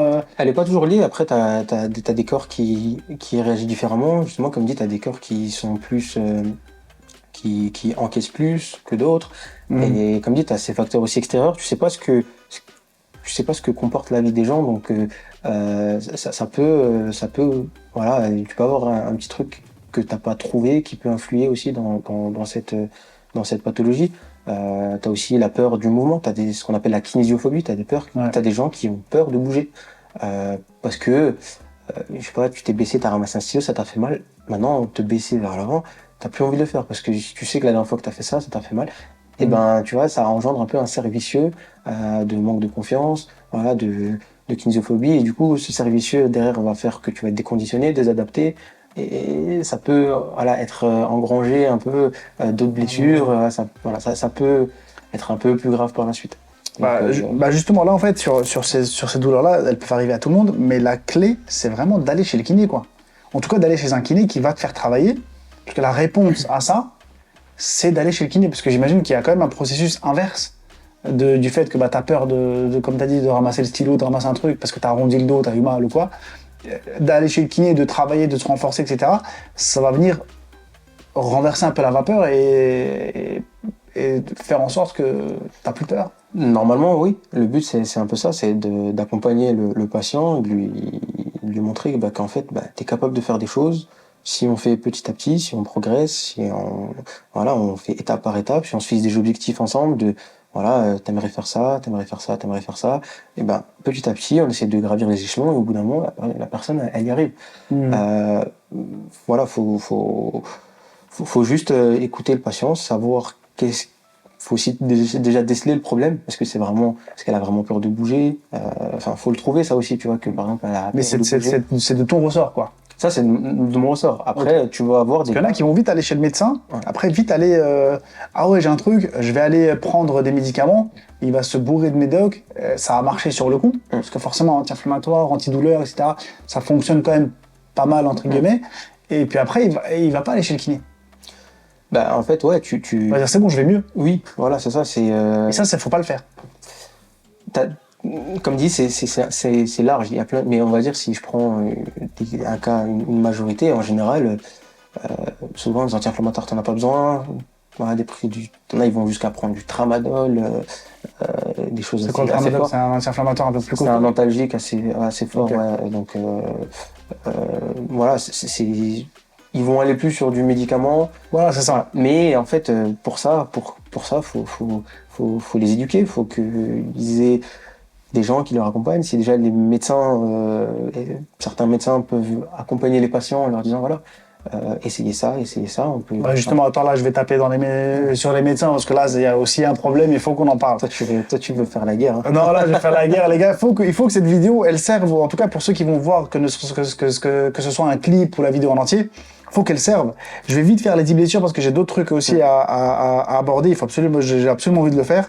Le top 10 des blessures, c'est douleur lombaire, entorse de la cheville, rupture du ligament croisé antérieur, LCA, fracture, coiffe des rotateurs, tendon d'Achille, tendinite d'Achille, sciatique, prothèse hanche-genou, épaule gelée et syndrome du canal carpien. Ok. À part épaule gelée et syndrome du canal carpien, le reste, je vois à peu près ce que c'est. Ok. Donc dis-moi, si toutes ces blessures, tu peux y faire quelque chose. Ligament croisé antérieur, bien sûr, c'est le kiné, il est quasiment limite central dans ce C'est ce qu'on voit souvent chez les footballeurs pro, enfin connus, voilà, que quand on voit, il se prend les ligaments croisés, on dit souvent 6 à 8 mois, bonne journée, on le reverra plus de la saison. Même plus. Après, bon, si t'es pro, t'es suivi tous les jours, mais globalement, moi, les croisés, je les garde entre 10 et 12 mois. Si je peux, s'ils sont encore là aussi, s'ils sont assez motivés. Mais oui, c'est. Alors, quand je dis ça, quand je dis 6-8 mois, c'est que le gars, il peut revenir à l'entraînement, quoi, doucement. Voilà. Toucher un peu le ballon. Voilà. Ça dépend de l'évolution, mais globalement. Ça dépend des gens. Ok. Fracture. Donc, tout ce qui est fracture, alors on va prendre peut-être des fractures qui arrivent aux gens, genre, c'est quand t'es petit, tu te casses le poignet. Ouais. Fracture, t'as des fractures qui vont être opérés, donc du coup là avant ça ils ont déjà vu les médecins, ils ont vu les chirurgiens, etc. Voilà, t'as des fractures où certains médecins décident de pas opérer. C'est en général des petites fractures, des arrachements osseux, des choses comme ça. Mais voilà, si t'as une grosse fracture du fémur par exemple, voilà, d'abord t'es opéré et après derrière dans la rééducation tu vas avoir. D'abord c'est opéré plâtre, non? Opéré plâtre, donc tu es un peu immobilisé à ce niveau-là. Ouais, le plâtre, c'est aussi quelque chose qui commence à être un peu, on va dire un peu dépassé, ça se fait de moins en moins en tout cas. Bah après, tu ne caches pas que la dernière fois que je me suis cassé un truc, ça a très très longtemps, que Dieu m'en préserve, mais voilà. En général, tu immobilises pas totalement ou partiellement, ça dépend des cas, mais tu vas immobiliser pour laisser la reconstruction du tissu osseux se faire. Et après, forcément, vu que tu as été mobilisé, tu as limité l'appui sur le côté ou le bras ou la jambe en question. Va falloir recharger, même le tissu osseux. En fait, le tissu osseux, faut le redensifier. On dit que le tissu osseux, il va avoir une certaine densité. Plus tu vas le charger progressivement, plus il va avoir de la densité, donc plus ton os. Donc l'os n'est pas immobile, c'est-à-dire que. Non, l'os n'est pas immobile. À l'intérieur, il y a quelque chose qui se passe, tu vois, de la reconstruction. Mais c'est comme je t'avais dit, mécanostrangulation, tu mets de la charge, tu charges le tissu osseux progressivement, tu as plus de densité osseuse, tu as du tissu osseux qui se crée, on va dire. Il y a un truc qui me vient là, tu sais, cette notion de fragile, antifragile. Oui. Est-ce que ça fait partie de ça? Fragile, pour résumer rapidement de ce que moi j'ai compris, fragile c'est un verre. Tu jettes, il se casse, c'est fragile. Voilà. Antifragile, c'est non seulement il se casse pas, mais il devient plus fort après sa chute. C'est ça. À peu près. On va dire que ce terme-là d'antifragilité, on va plus l'appliquer, je pense, chez les personnes très actives, voire vraiment sportives. Parce que encore une fois, faut aller amener le curseur un peu plus haut qu'une personne lambda qui veut juste ne plus avoir mal au dos et voilà, et vivre normalement. Mais moi, faire du sport de ouf. Voilà. En fait, si ton corps est soumis à un environnement dit chaotique, ça veut dire que si il va faire du sport, il va avoir des contraintes dans toutes les directions, choses comme ça, dans différents plans, forcément, il faut que son corps soit préparé. Et du coup, il doit être plus fort qu'avant en général. Parce que s'il s'est blessé, sans doute, surtout sur les blessures sans contact, s'il s'est blessé, c'est que sans doute son corps, il y avait un défaut. Un ou plusieurs défauts. Du coup, essayer d'aller régler ce défaut et d'être plus fort qu'avant pour limiter après ce risque de blessure. Et justement là, j'insiste dessus, c'est tout ça, c'est ton travail. C'est-à-dire c'est le travail du kiné de pouvoir apporter tout ça. Parce que... Ouais, en tout cas, on y participe. Il y a forcément les prépas physiques qui existent, qui peuvent participer à l'étape d'après aussi, justement dans tout ce qui est réathlé, choses comme ça. Mais je pense qu'un bon kiné du sport doit aussi avoir des notions en prépa physique et doit un peu mettre la main à la pâte. Pourquoi? Parce que si tu prends un sportif amateur, ils ont peut-être pas les moyens de se payer un prépa physique qui les accompagne individuellement, etc., etc.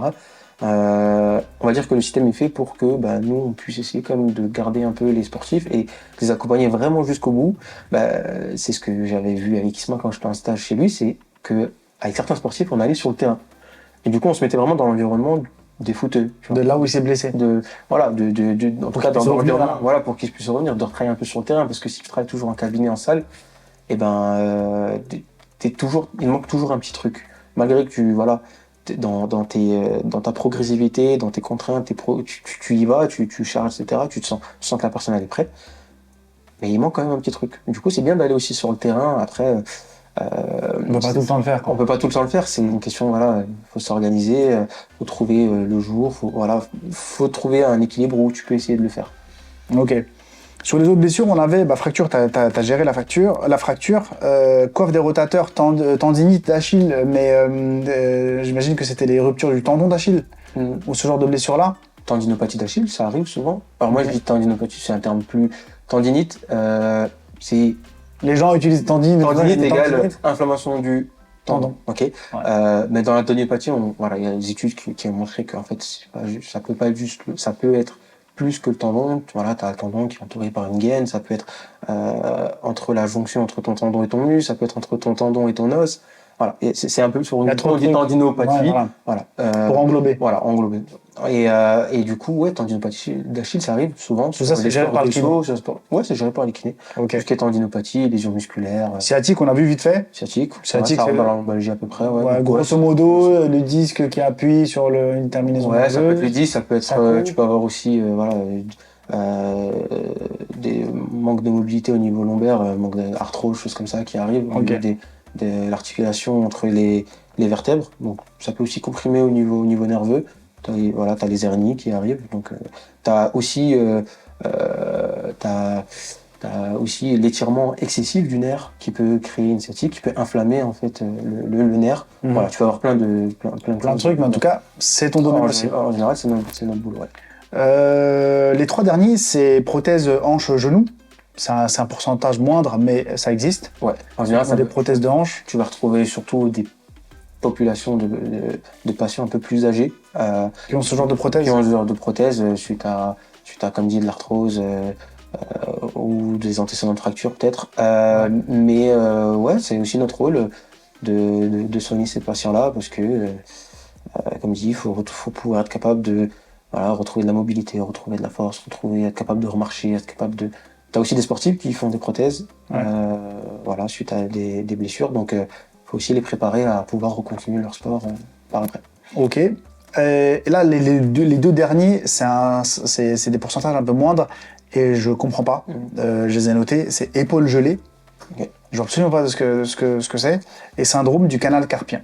Épaule gelée, c'est ce qu'on appelle plus précisément une capsulite rétractile. En fait, c'est en gros au niveau de l'épaule, tu peux te retrouver avec une capsule. La capsule articulaire, c'est un tissu fibreux qui va entourer l'articulation, qui va un peu protéger l'articulation.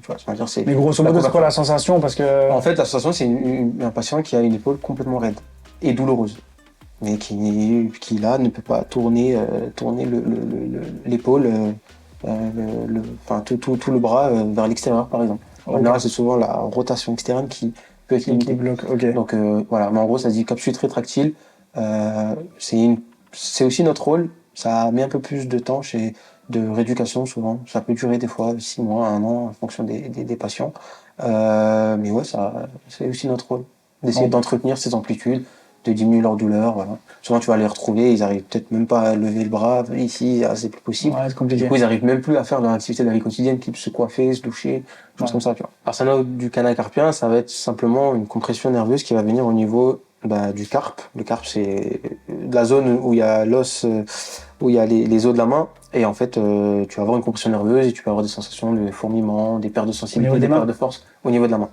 Ouais, non. Au niveau de... En fait, ça va être le nerf, c'est un des nerfs, ça s'appelle le nerf médian, qui va venir comprimer, qui va être comprimé pardon, dans un canal, du coup, qui va être comprimé et du coup, tu vas avoir des symptômes un peu neuro, fourmillement, picotement, perte de force, perte de sensibilité. Ok. En général, il y a des cas où ça s'opère pas, et il y Ouais. a des cas où tu vas devoir être opéré pour libérer un peu ce canal. Ok. Donc ouais, c'est vrai qu'en fait, il y a énormément de blessures qui peuvent être réglées par les kinés. Autant il faut... Enfin, pour que ça le soit, déjà, il faudrait avoir un médecin traitant qui t'envoie chez le kiné. Ouais. Parce que malheureusement, moi, en tout cas, pour mon cas personnel et pour ceux que je connais, quand tu... C'est rien, j'ai rien contre eux, hein, c'est juste que quand tu vas chez un médecin traitant, tu lui dis je me suis fait mal, j'ai mal à l'épaule, j'ai mal à ci, à ça. Il va te dire ah ouais, ok, il va regarder, il va dire ouais, bon, ouais, vous avez un truc, élongation vite fait, tendinite, tu sais, des trucs pas très graves en soi, mais ils vont te dire arrête de faire ça. Tu vois? Enfin, moi, ça m'énerve parce que par la suite, moi je l'ai compris maintenant, mais c'est limite pas trop tard, mais j'ai plus 15-20 ans, quoi. Et ça, pour moi, c'est vraiment primordial de casser ça, parce que ça induit chez beaucoup de gens, et c'est vraiment des chirurgiens, des médecins, des gens qui ont fait des années et des années d'études, en qui on a confiance, les yeux fermés, qui vont te dire « Ah, tu t'es baissé et tu t'es fait mal au dos? Ok, bah la prochaine fois, ce que tu fais, c'est que tu poses le genou. Tu poses le genou, tu tiens bien ton dos droit, et tu soulèves avec les jambes, et tu sais, des trucs qui, en fait, vont ce que j'ai compris avec vous et à force de connaître, de côtoyer plein de kinés, c'est qu'en fait, ça va te limiter dans le mouvement et ça va entretenir la peur du mouvement, le fait que tu vas plus jamais arrondir ton dos ou le cambrer ou te baisser parce que on t'a dit, un médecin en qui tu as une confiance aveugle, t'a dit ne fais plus jamais ça. C'est-à-dire que ne te baisse plus à la force des jambes. Pose le genou par terre et fais ça. Bah, c'est grave. Pour moi, c'est grave. Parce que... Pour moi aussi, c'est grave. Et c'est pour ça que moi, je fais ce contenu-là et de discuter avec toi, parce que il faut que ça s'arrête. Il faut que ça s'arrête, mais je pense que ça prendra des années pour que ça s'arrête, parce que voilà, les gens évoluent, donc même les médecins évolueront, donc les nouveaux médecins seront peut-être meilleurs que les anciens. Donc, Alors évidemment, c'est pas tout le monde, voilà. c'est pas tout le monde. Mais oui, c'est grave. C'est comme ça que tu crées, comme ce qu'on avait dit, de la fragilité. C'est comme ça que tu rends les gens fragiles. Si tu leur dis de pas faire ça, de pas faire ci. Moi, je pars du principe, en tout cas, ma vision du corps humain, c'est que si le corps est capable de faire ça, c'est que tu peux le faire. Si le corps est capable de se pencher en avant, c'est que tu peux te pencher en avant. Si le corps est capable de s'arrondir, c'est que tu peux t'arrondir. Donc, c'est juste une question, je pense, d'adaptation. C'est est-ce que tu es capable de le faire? Est-ce que ton corps est capable de supporter cette charge? Est-ce que tu as été préparé à ça? Choses comme ça. Mais maintenant, tu peux pas dire à une personne de penche-toi en avant, te penche pas en avant, arrondis pas ton dos juste pour ramasser un stylo, par exemple. Tu imagines la personne qui doit à chaque fois poser le genou, chercher son stylo, remonter. Ben, c'est ça. Oui, et comme tu dis, c'est exactement ça, c'est tu les limites par le mouvement. Or, le corps, il est fait pour bouger, donc faut être capable de bouger. C'est juste maintenant une question d'adaptation pour moi. Ben, c'est vrai qu'en fait, ça pose un problème parce que, tu sais, quand tu as ton médecin qui te le dit, forcément, tu vas l'écouter. Et moi, si je prends mon cas personnel, quand j'étais jeune, j'avais vraiment deux passions. C'était le foot et les sports de combat. Quand il m'est arrivé la truc au genou, il m'a dit bah arrête le foot, va faire de la natation, c'est mieux. C'est une dinguerie de dire ça parce que j'ai pas envie, tu vois. Bah oui. Moi j'ai envie de jouer au foot, moi. Donc trouve-moi une solution, dirige-moi vers quelqu'un. Si tu sais pas, c'est pas grave. Juste envoie-moi chez quelqu'un qui pourra me faire courir. Comme ça, je peux continuer mon sport. Et dis-toi que j'ai arrêté le foot à 18-19 ans. Arrêter le foot, c'est pas genre arrêter le foot. Et je me suis mis à mes sports de combat tranquillement à cause d'une blessure où j'avais rien. C'est-à-dire que ménisque, cartilage, structure, IRM, nickel. Il n'y avait rien, mais il y avait une douleur, comme une sorte de brûlure au niveau du genou. Il m'a dit, bah écoute, il n'y a rien. T'as vu tout le monde, tous ceux qui avaient à voir, tu les as vus. Et arrête le foot. J'en ai eu des patients comme ça, des gens qui ont dû arrêter plein de choses, pas que le foot, mais des activités, parce qu'on leur a dit de le faire ou voilà, parce qu'ils avaient mal. Et c'est sûr que c'est triste parce que on est dans une génération où les gens sont beaucoup plus stressés et souvent le sport c'est le seul moyen pour se déstresser pour certains. Donc imagine, voilà, toute la journée tu subis ton stress et le soir tu peux même pas aller faire ton foot parce que ton médecin t'a dit ça et toi forcément vu que entre guillemets, tu t'y connais pas, donc tu l'écoutes. Il te dit ça, donc tu dis voilà, tu dis je vais arrêter le foot et bon, ça me fait chier. Alors que je pense que dans la majorité des cas, c'est soignable et tu peux à la fin garder l'activité que tu faisais, tu vois. Donc, mais j'en ai des patients comme ça qui pouvaient pas, enfin qui ont dû arrêter parce qu'on leur a dit d'arrêter et qui eux avaient mal en le faisant. Mais derrière, si tu investigues un peu plus loin, si tu prends le temps de faire certaines choses, derrière, il y a de fortes chances que la personne elle peut reprendre son activité sans problème. Ouais, justement, le truc, c'est ça, c'est que là, aujourd'hui, j'ai fait déjà une interview avec un athlète qui disait qu'en fait, en termes de la musculature, c'est ce qui va t'aider à durer dans le temps. Parce qu'à partir de 30, 35 ans, si tu fais rien, les muscles fondent petit à petit. Et il y a des études qui ont montré que des gens qui pratiquaient du triathlon, du sport, en tout cas qui avaient une activité physique assez intense, se conservaient entre guillemets mieux que d'autres personnes âgées qui, à partir de 50, 60, 70, bon, forcément, ça fait 30 ans que tu n'as rien fait. Forcément, tu as perdu du muscle. Donc, ça favorise toutes les maladies qu'on connaît, arthrose, tu perds l'espérance de vie aussi. Donc, bah oui. Mais voilà, pour moi, il faut sensibiliser les gens à être un peu plus actifs, à essayer justement de ne pas avoir peur de faire certaines choses. Mais derrière, voilà, pour moi, c'est quand même assez complexe. Il faut les encadrer, il faut les éduquer au début et après derrière on essaye de faire en sorte qu'ils arrivent à être autonomes par la suite et de se maintenir et de se prendre en charge, de conserver une activité ou un sport ou voilà, de faire attention à leur corps, tu vois, de manière générale. Dans l'idée, je résume vraiment fortement le truc, dans l'idée, il faudrait faire le sport qu'on aime. Si on n'y arrive pas, ou c'est un truc qui bloque, qu'on aille voir son médecin, qui nous envoie chez un kinésithérapeute du sport compétent, qui puisse faire un bilan, diagnostiquer et pourquoi on ne peut pas le faire. Est-ce qu'il y a une solution qui existe, histoire de, en fait, toute sa vie, ou en tout cas le plus longtemps possible, sans accident, sans truc grave. Mais en tout cas, essayer de faire du sport tout le temps, toute sa vie, un truc qu'on aime, pour justement, au contraire, ne pas avoir peur de la blessure ou du mouvement, au contraire, se bouger et faire un travail pour que le corps soit habitué, et c'est comme ça qu'il va durer longtemps. C'est ça. C'est la principale chose que je dis à mes patients, c'est faites un sport que vous aimez. Il y a des patients qui me disent vous me conseillez quel sport exactement. Pour mon dos, etc. Ça, c'est la peur. Ça, vraiment, c'est insistant parce que c'est vrai que moi, mon médecin disait à ma mère quand j'étais jeune, il disait ouais, il va être malheureux à 45-50 ans, votre fils, parce que il aime tellement le sport qu'il pourra plus le faire à 50 ans et il sera malheureux.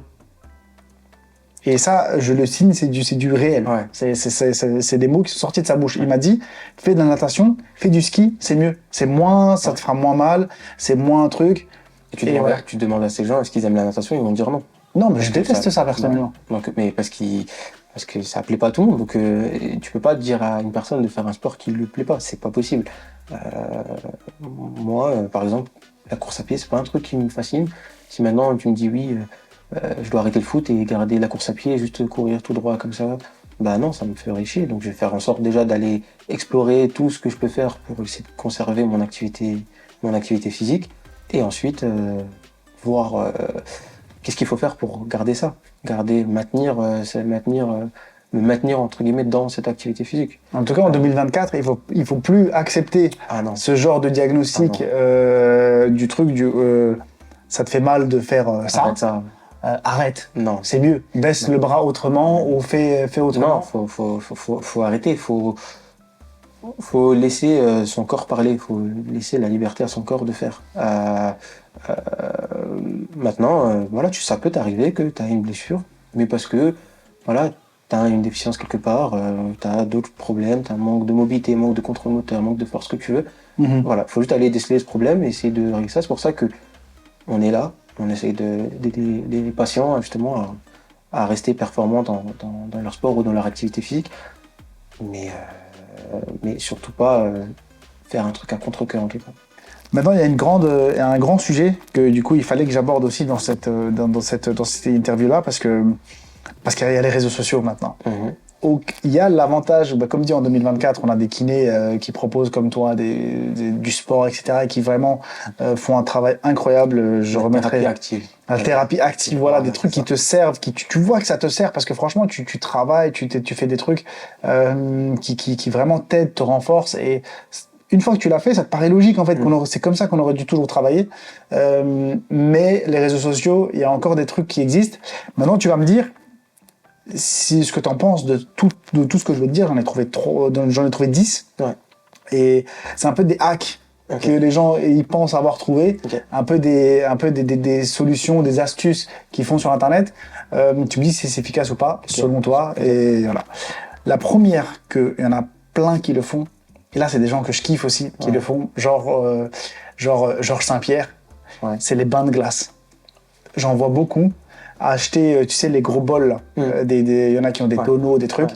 Et l'idée, c'est de balancer plein de glaçons dans de l'eau fraîche, attendre que ça atteigne un certain degré, et de rentrer dedans.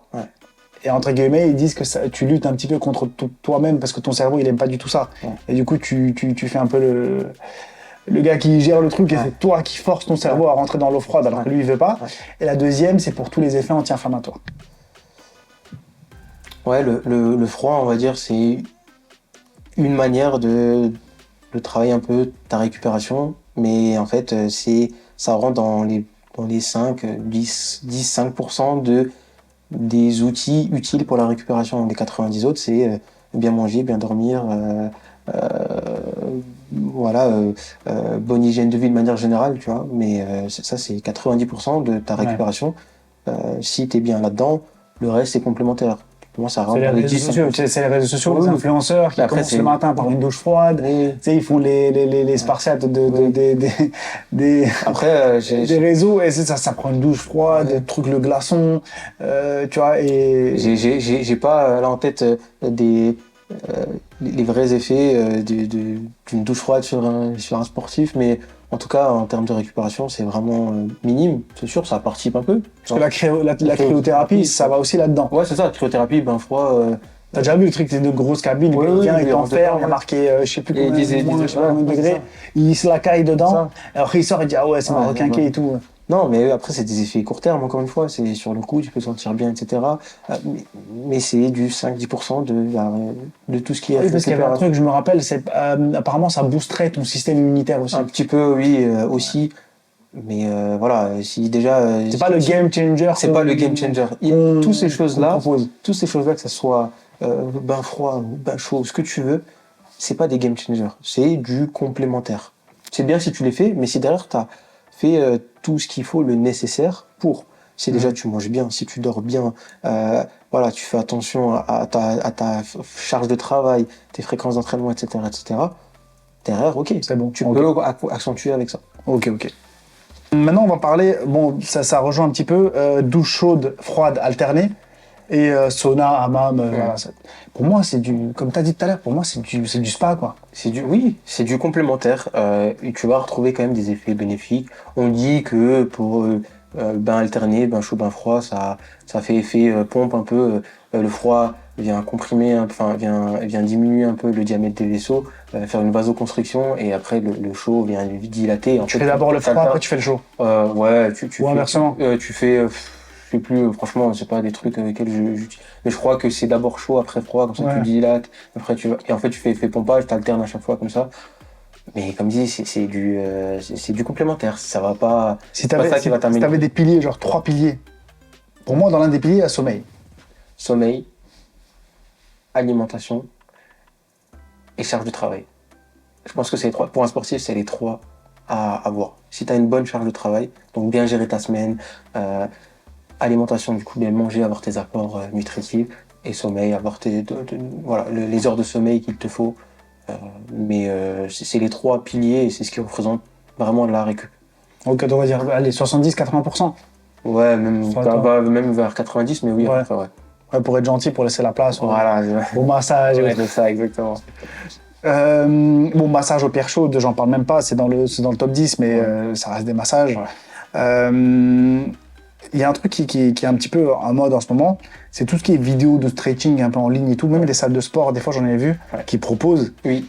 C'est des bons exos, mais je me dis des fois, si la personne elle n'est pas préparée, elle fait ce truc-là, il y a moyen qu'elle le sente passer. En termes de certains exos de mobilité, trucs. Si t'es pas prêt à y aller, il y a moyen que ça se blesse. Et après, j'ai vu aussi, ouais, c'est vrai que sur TikTok, etc., t'as des gens qui proposent. Malheureusement, c'est des exos, pour moi, qui sont un peu techniques, un peu compliqués. Et si tu vois ça sur l'écran, tu le fais toi, alors que c'est ta deuxième, troisième séance à la salle, ça peut être compliqué. Ouais, ça peut être compliqué, surtout chez les débutants qui connaissent pas encore leur corps, qui ne savent pas comment justement, quelles sont leurs limites. Oui, ça peut être compliqué. Maintenant, ouais, c'est le problème justement des appareils où tu donnes des appareils libres un peu, où tu vas laisser les clients, les sportifs aller s'entraîner dessus. S'ils savent pas gérer, je crois que j'ai vu, ouais, je crois que j'ai vu, il y a des salles qui proposent même des appareils pour t'étirer. En gros, tu te ouais. Ouais, j'avais vu ça. Non, il n'y a pas encore dans la région. Ah non, il n'y a pas encore, mais j'ai vu, en gros, ouais, tu te places et tu peux augmenter l'intensité de l'étirement, par exemple, pour ton ischio ou autre, tu peux... Ah ouais. Et ça, c'est dangereux, parce que, bon, maintenant, si on prend l'ischio, tu vois, un gros étirement au niveau de l'ischio, bah, tu peux mettre bien en tension ton nerf sciatique et au bout d'un moment, bien créer des petits fourmillements, des petits picotements au niveau du nerf, une bonne mécanosensibilité dessus. Donc ça peut être... Ça peut être dangereux dans certains cas, ça dépend de l'exercice. Ok, mais c'est là où en vrai, vaudrait mieux aller chez un kiné, Exactement. ça, un truc, et ok. Que tu sois au moins éduqué, c'est là où je disais au début, c'est que tu vas éduquer la personne, que la personne, voilà, sache ce qu'elle peut faire, qu'elle peut pas faire, quelles sont ses limites un petit peu. Ok. Deux autres thérapies. Pistolet de massage, c'est grave populaire en ce moment. T'en trouves partout, Amazon, truc. Tout le monde en a, tu peux en acheter rapidement. Mais ça reste du même acabit que le reste, quoi. C'est un pistolet, quoi. C'est un pistolet, ouais, tu vas avoir un peu effet vasodilatation, tu vas créer un peu d'hyperémie, un peu de chaleur dans la zone que tu vas masser. Ça va faire aussi un peu effet circulatoire, tu vas passer un peu dans la zone, ça va faire un peu circuler, améliorer ta circulation. Comme dit, c'est vraiment minime, tu vois. Mais même sur le reste, franchement, thérapie par ventouse. Après, il y a ventouse saignée, pas saignée, hijama pour ceux qui pour la culture orientale. Voilà, c'est un peu du traditionnel. Ça peut servir. Ça peut servir. Mais comme dit, c'est un peu comme le reste, quoi. Ça peut servir, mais c'est comme dit, ton pilier, si tes piliers ils sont pas bien, pas bien, le reste. Faut imaginer le truc comme une pyramide. T'as la base. Et petit à petit, tu vas avoir ce qui va être minoritaire et moins important. Si ta base elle est prête, tu peux aller chercher au-dessus, ailleurs. Il n'y a pas de problème là-dessus. T'optimises, quoi. Ouais, t'optimises. Mais si déjà moi, ça me dérange pas la nuit. Oui, si tu bois, tu fumes et tu fais pas de sport. Exactement. T'as beau faire les ventouses, du massage, tout ce que tu veux. Voilà, moi ça me dérange pas qu'une personne veuille faire ce genre de choses. Maintenant, bon, si tu veux, ben go. Mais si derrière t'as pas tes piliers, moi là ça me dérange, mais si tu as tout ce qu'il faut, tu peux y aller, pas de problème. Le reste c'est un peu du même acabit, hein. Compresse chaude, compresse froide, thérapie par vibration, et tous les packs détox que tu peux vendre, enfin les huiles, les crèmes, y en a qui te disent ouais mange ci, mange ça, prends ça, c'est détox. Oui, ça c'est pareil, c'est toujours...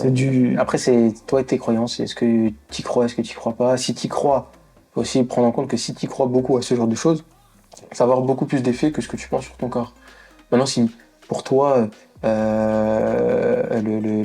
les ventouses vont vraiment t'aider à se sentir mieux, à détendre tes muscles ou ce que tu veux. Attends, comment on appelle ça? C'est l'effet placebo. C'est l'effet placebo. Ouais, c'est le truc. C'est l'effet placebo et aussi les croyances du patient. Comme tu disais, c'est un peu dans la tête. Ouais, c'est ça. C'est ça aussi. C'est ça. C'est l'effet placebo. En fait, finalement, tu fais pas grand chose sur le corps. Mais pour la personne qui y croit, tu l'as fait, du coup ça va avoir un effet énorme, et donc du coup ton cerveau va y croire, et derrière tu vas être soigné, tu vas te sentir plus détendu, etc. Mais si maintenant tu y crois pas du tout, je te le fais, ça peut avoir moins d'effet sur toi. Donc voilà, c'est pour ça qu'il faut aussi savoir jouer avec ça avec les patients. Dans certains cas, ça peut marcher. Ça peut marcher, donc voilà, tu peux aller... En gros, entre guillemets, on donne un petit peu la carotte au patient, il veut ça. on va lui donner ça. Derrière, on peut aller après faire travailler. Fois, tu vois, voilà. Mais ça demande de la patience un peu. Je voulais enchaîner là-dessus parce que c'est vrai que la kinésithérapie, comme on disait, c'est prise en charge dans la grande majorité des cas par la Sécu. Ouais. Tu peux te faire rembourser, etc. Maintenant, il y a tout plein de médecines traditionnelles non conventionnées. En gros, tu payes. Il n'y a pas de Sécu, il n'y a pas de carte vitale. Faut oublier ça, c'est de côté. Il y en a quelques-unes que les gens aiment bien. Du coup, j'ai pris et tu me dis ce que tu en penses. Okay. Les deux premières, on en a déjà parlé, c'est l'ostéopathie et la chiropraxie. Ça, on en a parlé. L'autre, c'est l'acupuncture. Ça aggrave la cote en ce moment. Ouais. Ça aggrave la cote. C'est les médecins qui le font des fois. Ouais, il y a des médecins qui le font. Franchement, pareil, c'est pas des médecines prouvées, mais encore une fois, ça marche chez des gens. Il y a des patients chez qui ça rentre dans le cadre En fait, ça rentre dans le cadre du cerveau. Si tu y crois à fond et tout, tu demandes à des patients qui en ont fait, tu vas leur dire est-ce que ça t'a fait du bien. Ah oui, vraiment, ça m'a fait un bien de dingue, etc. Dès que j'ai mal au dos, je vais faire ça. Ouais. Qu'est-ce que tu veux faire? Est-ce que comment tu veux aller convaincre cette personne à qui cette thérapie, qui même n'est pas vraiment prouvée, va faire du bien? Mais toi, dans ton métier, ce que tu vas faire, c'est que tu vas plutôt aller dans son sens pour qu'elle soit contente. Comme ça, si elle te dit « j'ai fait une séance d'acupuncture, elle était incroyable, ça m'a grave soigné », toi, je pense que tu vas dire « ouais, grave, moi, je vais lui dire, je vais continuer à travailler aussi de notre côté. » puis moi, je vais lui dire que si ça te fait du bien, tant mieux. Mais je vais pas valider sa technique. Je vais pas lui dire ah ouais, bah, vas-y, continue, tu vois. Et non, je vais dire que si ça te fait du bien, tant mieux.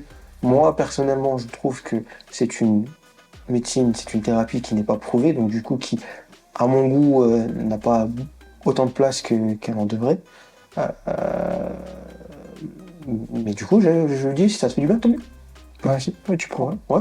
Il y en a qui disent aussi que, par exemple, tout ce qui rentre pas dans la Sécu, entre guillemets, c'est un peu complotiste. Ils disent que du coup, en fait, ça arrange pas trop l'État, que ça marche ou quoi. Tout plein de trucs. Tu sais, genre, tout ce qui est, toutes les pratiques un petit peu de côté, tu sais, acupuncture, médecine chinoise, tu sais, tous les trucs un peu, tu sais, du moxa, tu sais, les trucs où on met du chaud, je sais pas quoi. T'as tous ces trucs-là, et les gens ils disent ouais, l'État ne veut pas, enfin l'État, le monde, l'industrie pharmaceutique ne veut pas vraiment qu'on guérisse, ils veulent qu'on consomme des médicaments, ils veulent qu'on fasse tourner la Sécu. Donc toutes ces techniques-là, c'est pour ça qu'elles sont pas conventionnées et elles sont pas prises en charge.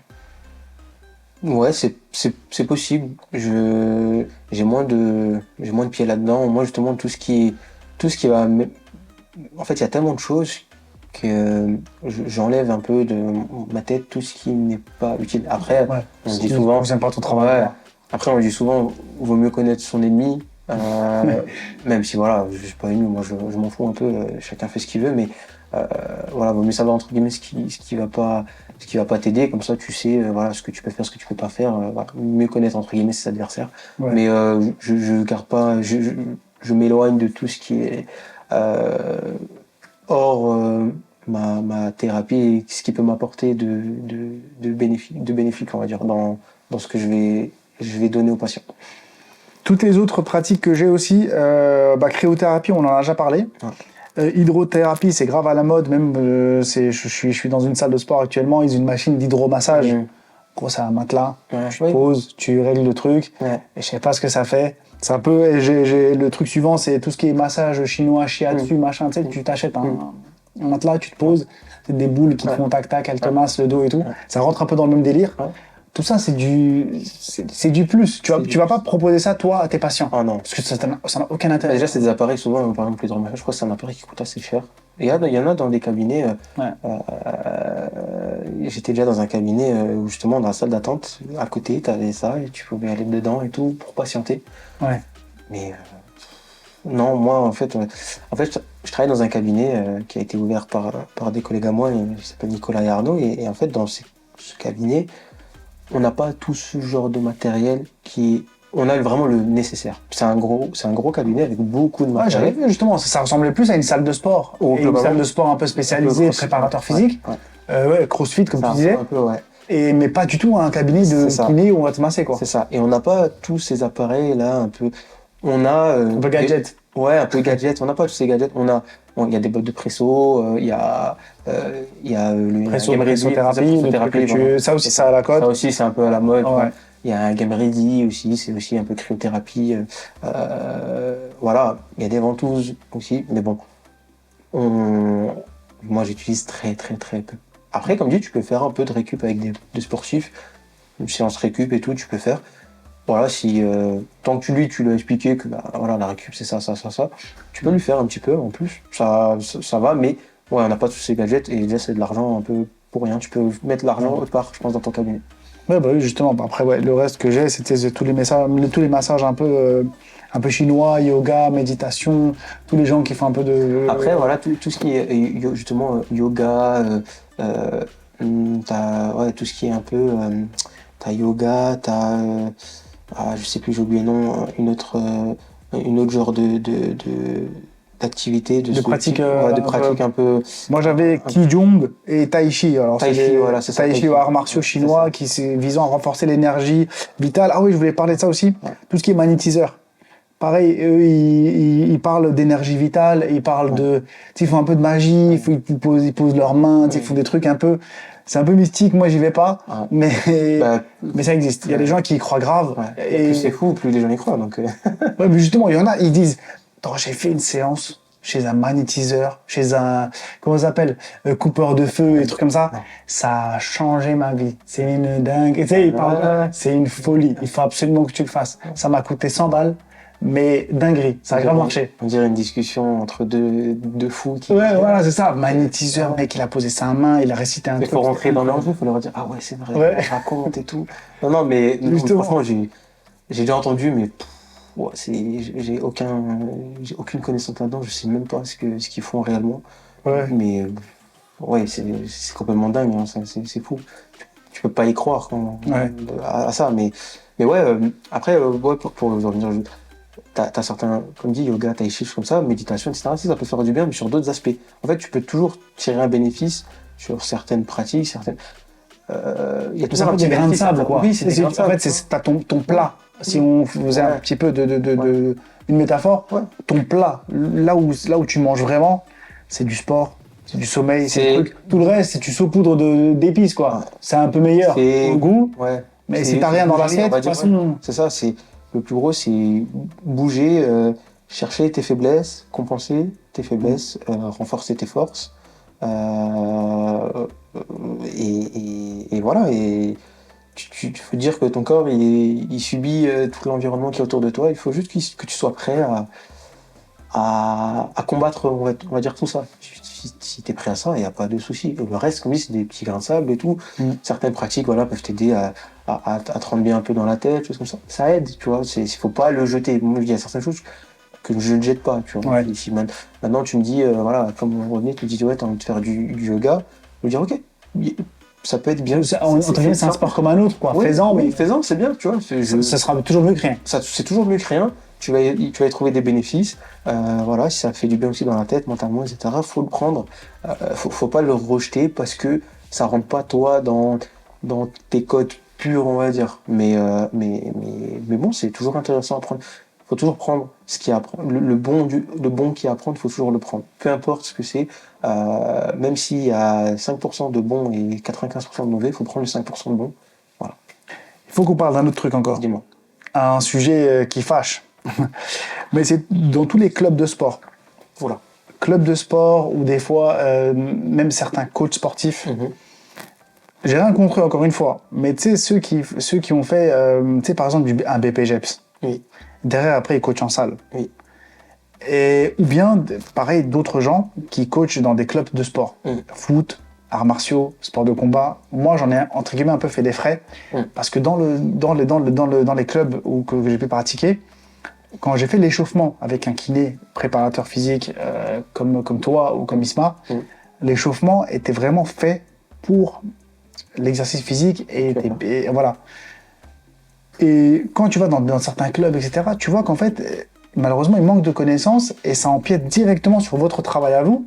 Parce qu'il y a encore des clubs où tu commences ton échauffement, tu es à froid, tu viens d'arriver dans le club, tu te changes et ils te font courir. Même pas peut-être 10 secondes après, ils te demandent genou-poitrine. Et tu dois genou-poitrine, envoie quoi. 15 secondes après, ils te demandent talon-fesse. 1 minute après, ils te demandent flexion-extension. complète. Ouais. Saute plus haut que tu peux. Et plein de dingueries comme ça, alors que toi, t'es glacé, t'es à froid, tu viens d'arriver d'une journée de taf au truc. Qu'est-ce que tu pourrais dire là-dessus? Parce que c'est pas bon non plus. C'est pas bon, mais en même temps, c'est sûr que c'est pas bon. Maintenant, moi, je réfléchis aussi à comment tu peux faire pour améliorer ça. Et en fait, c'est un peu compliqué parce que si par exemple, c'est un club de boxe, par exemple, vous êtes 20 et tu as 20 personnes, elles sont toutes différentes. Ils ont toutes des besoins différents. Et du coup, ces personnes-là, comment tu vas faire un échauffement adapté à tout le monde en fonction des besoins. Alors, ça c'est si on est gentil, on va dire, on les. Là, tu leur trouves une petite excuse. Une excuse. Ouais. On va dire comment. Une raison de. Voilà. Maintenant, là où c'est pas correct, c'est que faut s'échauffer. Donc quoi qu'il arrive, il faut te préparer à faire l'effort que tu vas faire. Donc le mieux c'est déjà de faire quelque chose. Ensuite, c'est adapté, c'est pas adapté. C'est déjà au moins de s'échauffer correctement, d'adapter, de te préparer à cet effort. Mais faire un échauffement pour tout le monde avec un groupe hétérogène, c'est pas ce qu'il y a de plus simple, je pense. Maintenant, pour faire un bon échauffement, il faut avoir des bonnes connaissances, savoir déjà les besoins de ton sport ou de l'activité que tu vas faire. Qu'est-ce que ça va demander, quelle zone de ton corps ça va engager. Voilà, est-ce que tu vas plus surcharger, travailler au niveau de la hanche, au niveau des genoux, au niveau des chevilles, au niveau du haut du corps, ou au niveau des abdos, etc., etc. Est-ce que tu vas avoir des contraintes plus dans un plan ou dans un autre? Est-ce que ça va plus être de la rotation, des choses comme ça? Qu'est-ce que ça va demander ton activité? Ensuite, avec ça, tu te bases sur ton échauffement. Ok, on va préparer mobilité sur telle zone, etc. Activation, tel muscle, etc., etc. Là, tu peux essayer de programmer. Moi, si je devais choisir, si je devais prendre un club de foot, par exemple, c'est ce que toujours je me suis dit, parce que le foot, c'est ce qui m'intéresse le plus, mais si je devais prendre un échauffement d'un club de foot, ben, j'intégrerais plus de travail au début de séance, enfin, avant à l'échauffement, plus de travail de muscu et plus fonctionnel. Au lieu, par exemple, de faire des gammes athlétiques, j'irais travailler déjà d'une. Regarde les blessures des footballeurs, c'est quoi? La première blessure des footballeurs, c'est les ischios. Ok, ben déjà, on irait échauffer plus les ischios. Aller faire, par exemple, hein, mais il y a plein de trucs que tu peux faire, mais un début d'étirement dynamique pour aller apprendre un petit peu le muscle à se mouvoir, à se tendre, détendre, etc. Aller l'activer et ensuite aller faire ce qu'ils font le plus, sprinter, courir, tu vois, aller faire plus de sprint. Tu peux même aller, si tu avais dans l'idéal, tu peux même faire des débuts de quelques soulevés de terre avant de démarrer, tu vois, l'échauffement. Tu vois, là, tu serais performant, tu vois. Là, tu stimulerais vraiment et là, tu t'échaufferais vraiment, tu vois. Ça serait en accord, en fait, avec le sport indiqué. Ça serait en accord. Moi, je t'avais écrit une fois. Oui. Je t'avais écrit une fois, justement, parce que moi, je fais des sports de combat, JJB et tout. Ouais. Je t'avais dit, franchement, moi, l'échauffement, il me va pas. Propose-moi un truc. Et tu m'avais dit, pars sur des CARS. Ouais. Les CARS, en gros, c'est de l'échauffement des articulations, dans l'amplitude la plus complète possible. Ouais. Et puis après, on partait sur toute une gamme d'activation musculaire pour que vraiment les muscles soient chauds. Jambes, fessiers, lombaires, abdos, tu vois.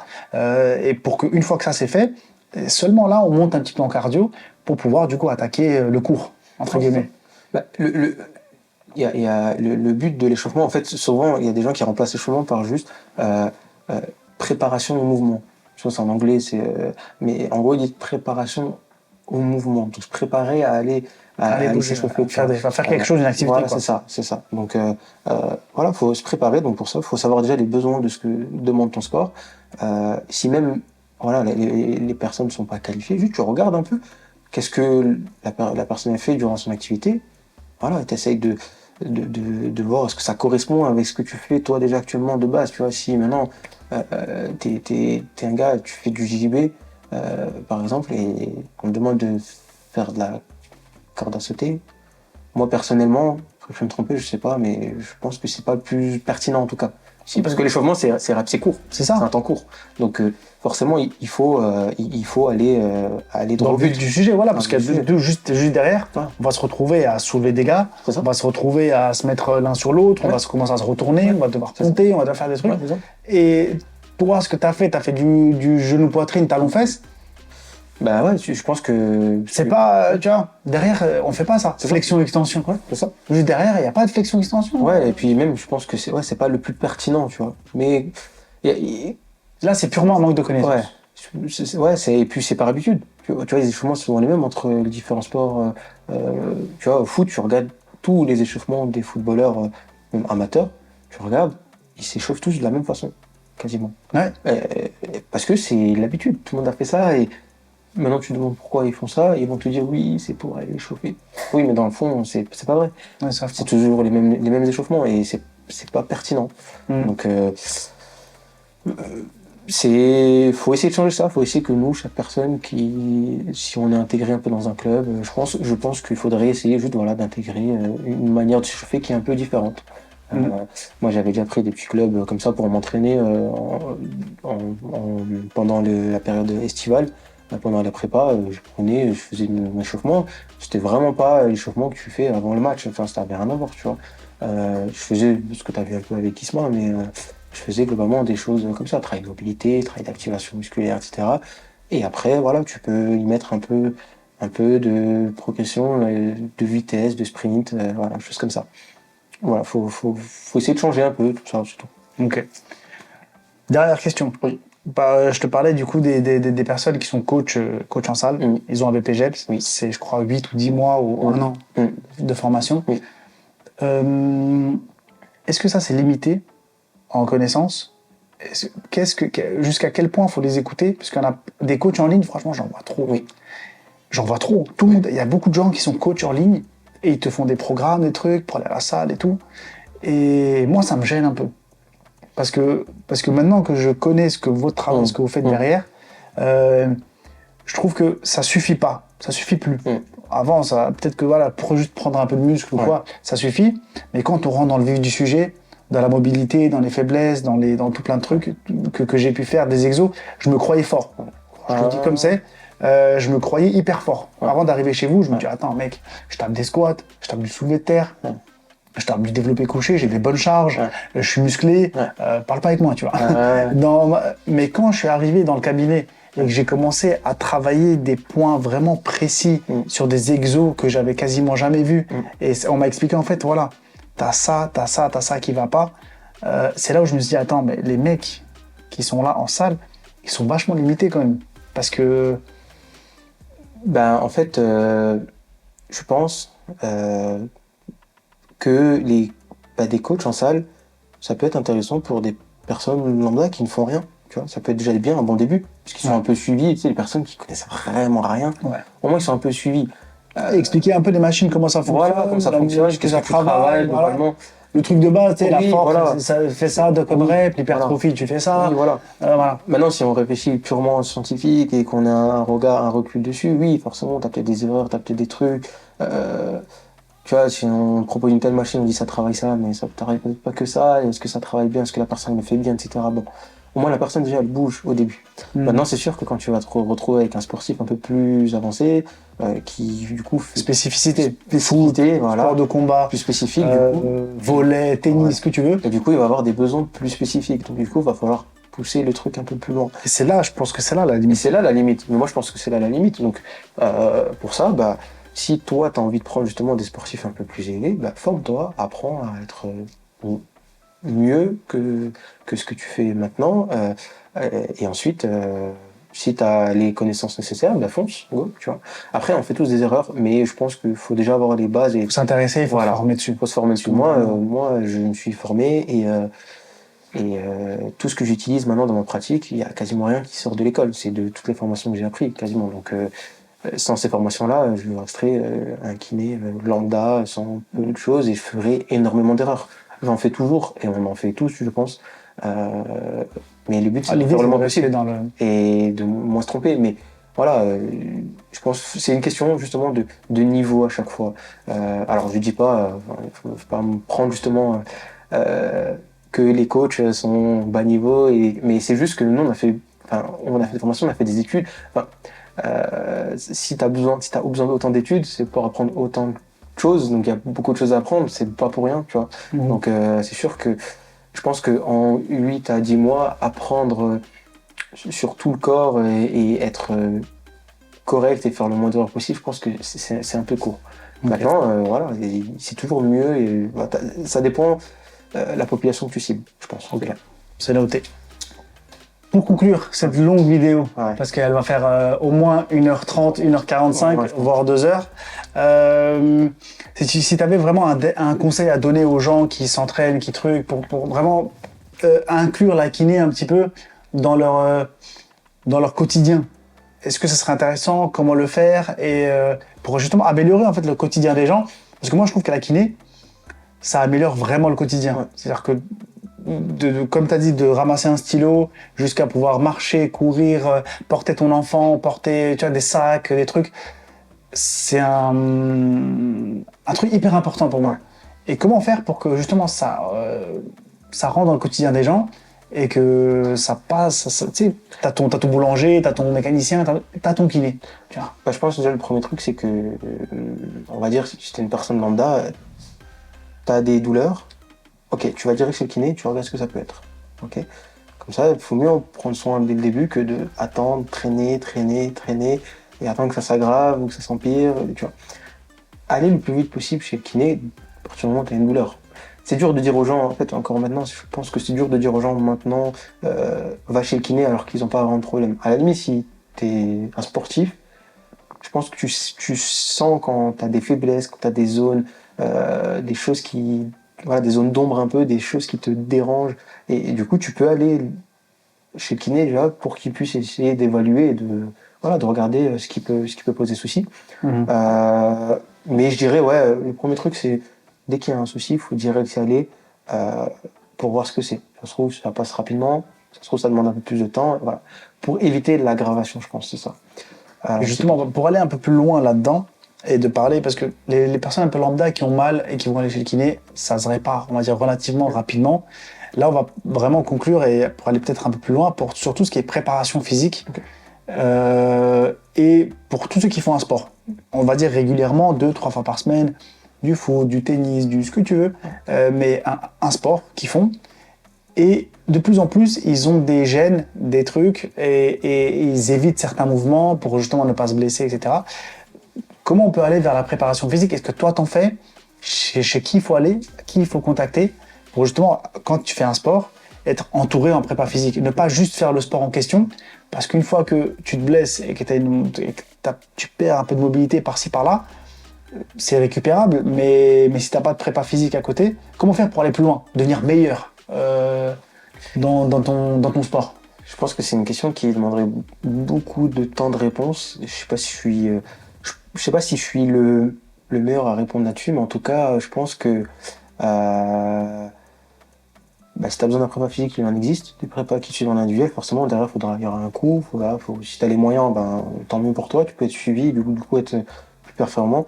En fait, si tu as une personne qui arrive à te suivre, dans ton quotidien, en tout cas assez régulièrement dans ton sport, tu arriveras à progresser et à peut-être limiter aussi tes blessures si la personne est compétente toujours. Maintenant, nous, je sais qu'il y a des kinés qui sont un peu plus formés aussi en prépa physique et du coup qui font un peu de prépa, qui prennent en charge les sportifs en Toi, t'en pure fais, prépa. J'ai déjà pris quelques sportifs en guise de prépa. Je dirais pas que je suis prépa physique, je dirais que j'ai des notions où si je prends un sportif, je me sens à l'aise. Je pense que je peux très bien prendre en période estivale un sportif et lui dire ok, allez viens avec moi, on va bosser tout l'été avant ton début de saison et je pense que je peux le faire. Maintenant voilà c'est assez compliqué je pense parce que voilà faut trouver du temps, faut trouver des moyens, faut être bien accompagné. Voilà pour les gens je dirais qu'il faudrait trouver un professionnel dans le domaine.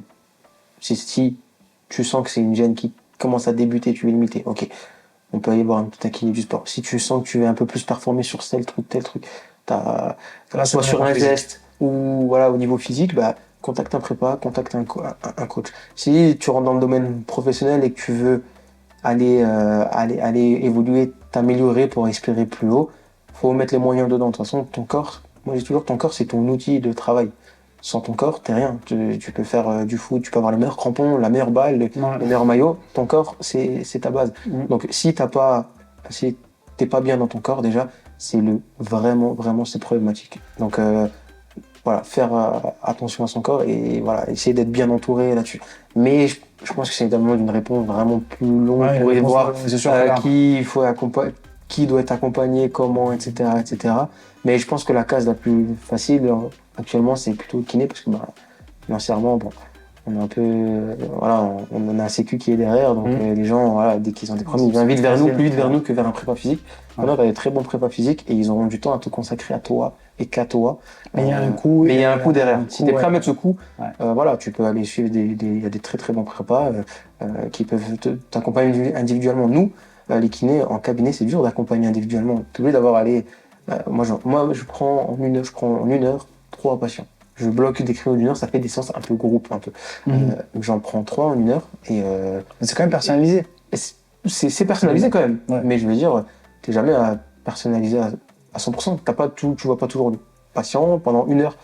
Moi, je le vois. Pas que avec lui. Pas que avec lui. Donc, mais après, je le vois. Moi, j'essaie toujours de mettre la qualité avant la quantité. Donc, mais je le vois quand même. En plus, nous, on a des salles ouvertes, donc on arrive à avoir le visuel sur le patient. Mais t'es jamais derrière lui. Tu peux encore faire plus de choses. Tu vois, t'as besoin peut-être de certaines choses enfin, de travailler certaines choses avec lui où il faut que tu sois avec le patient.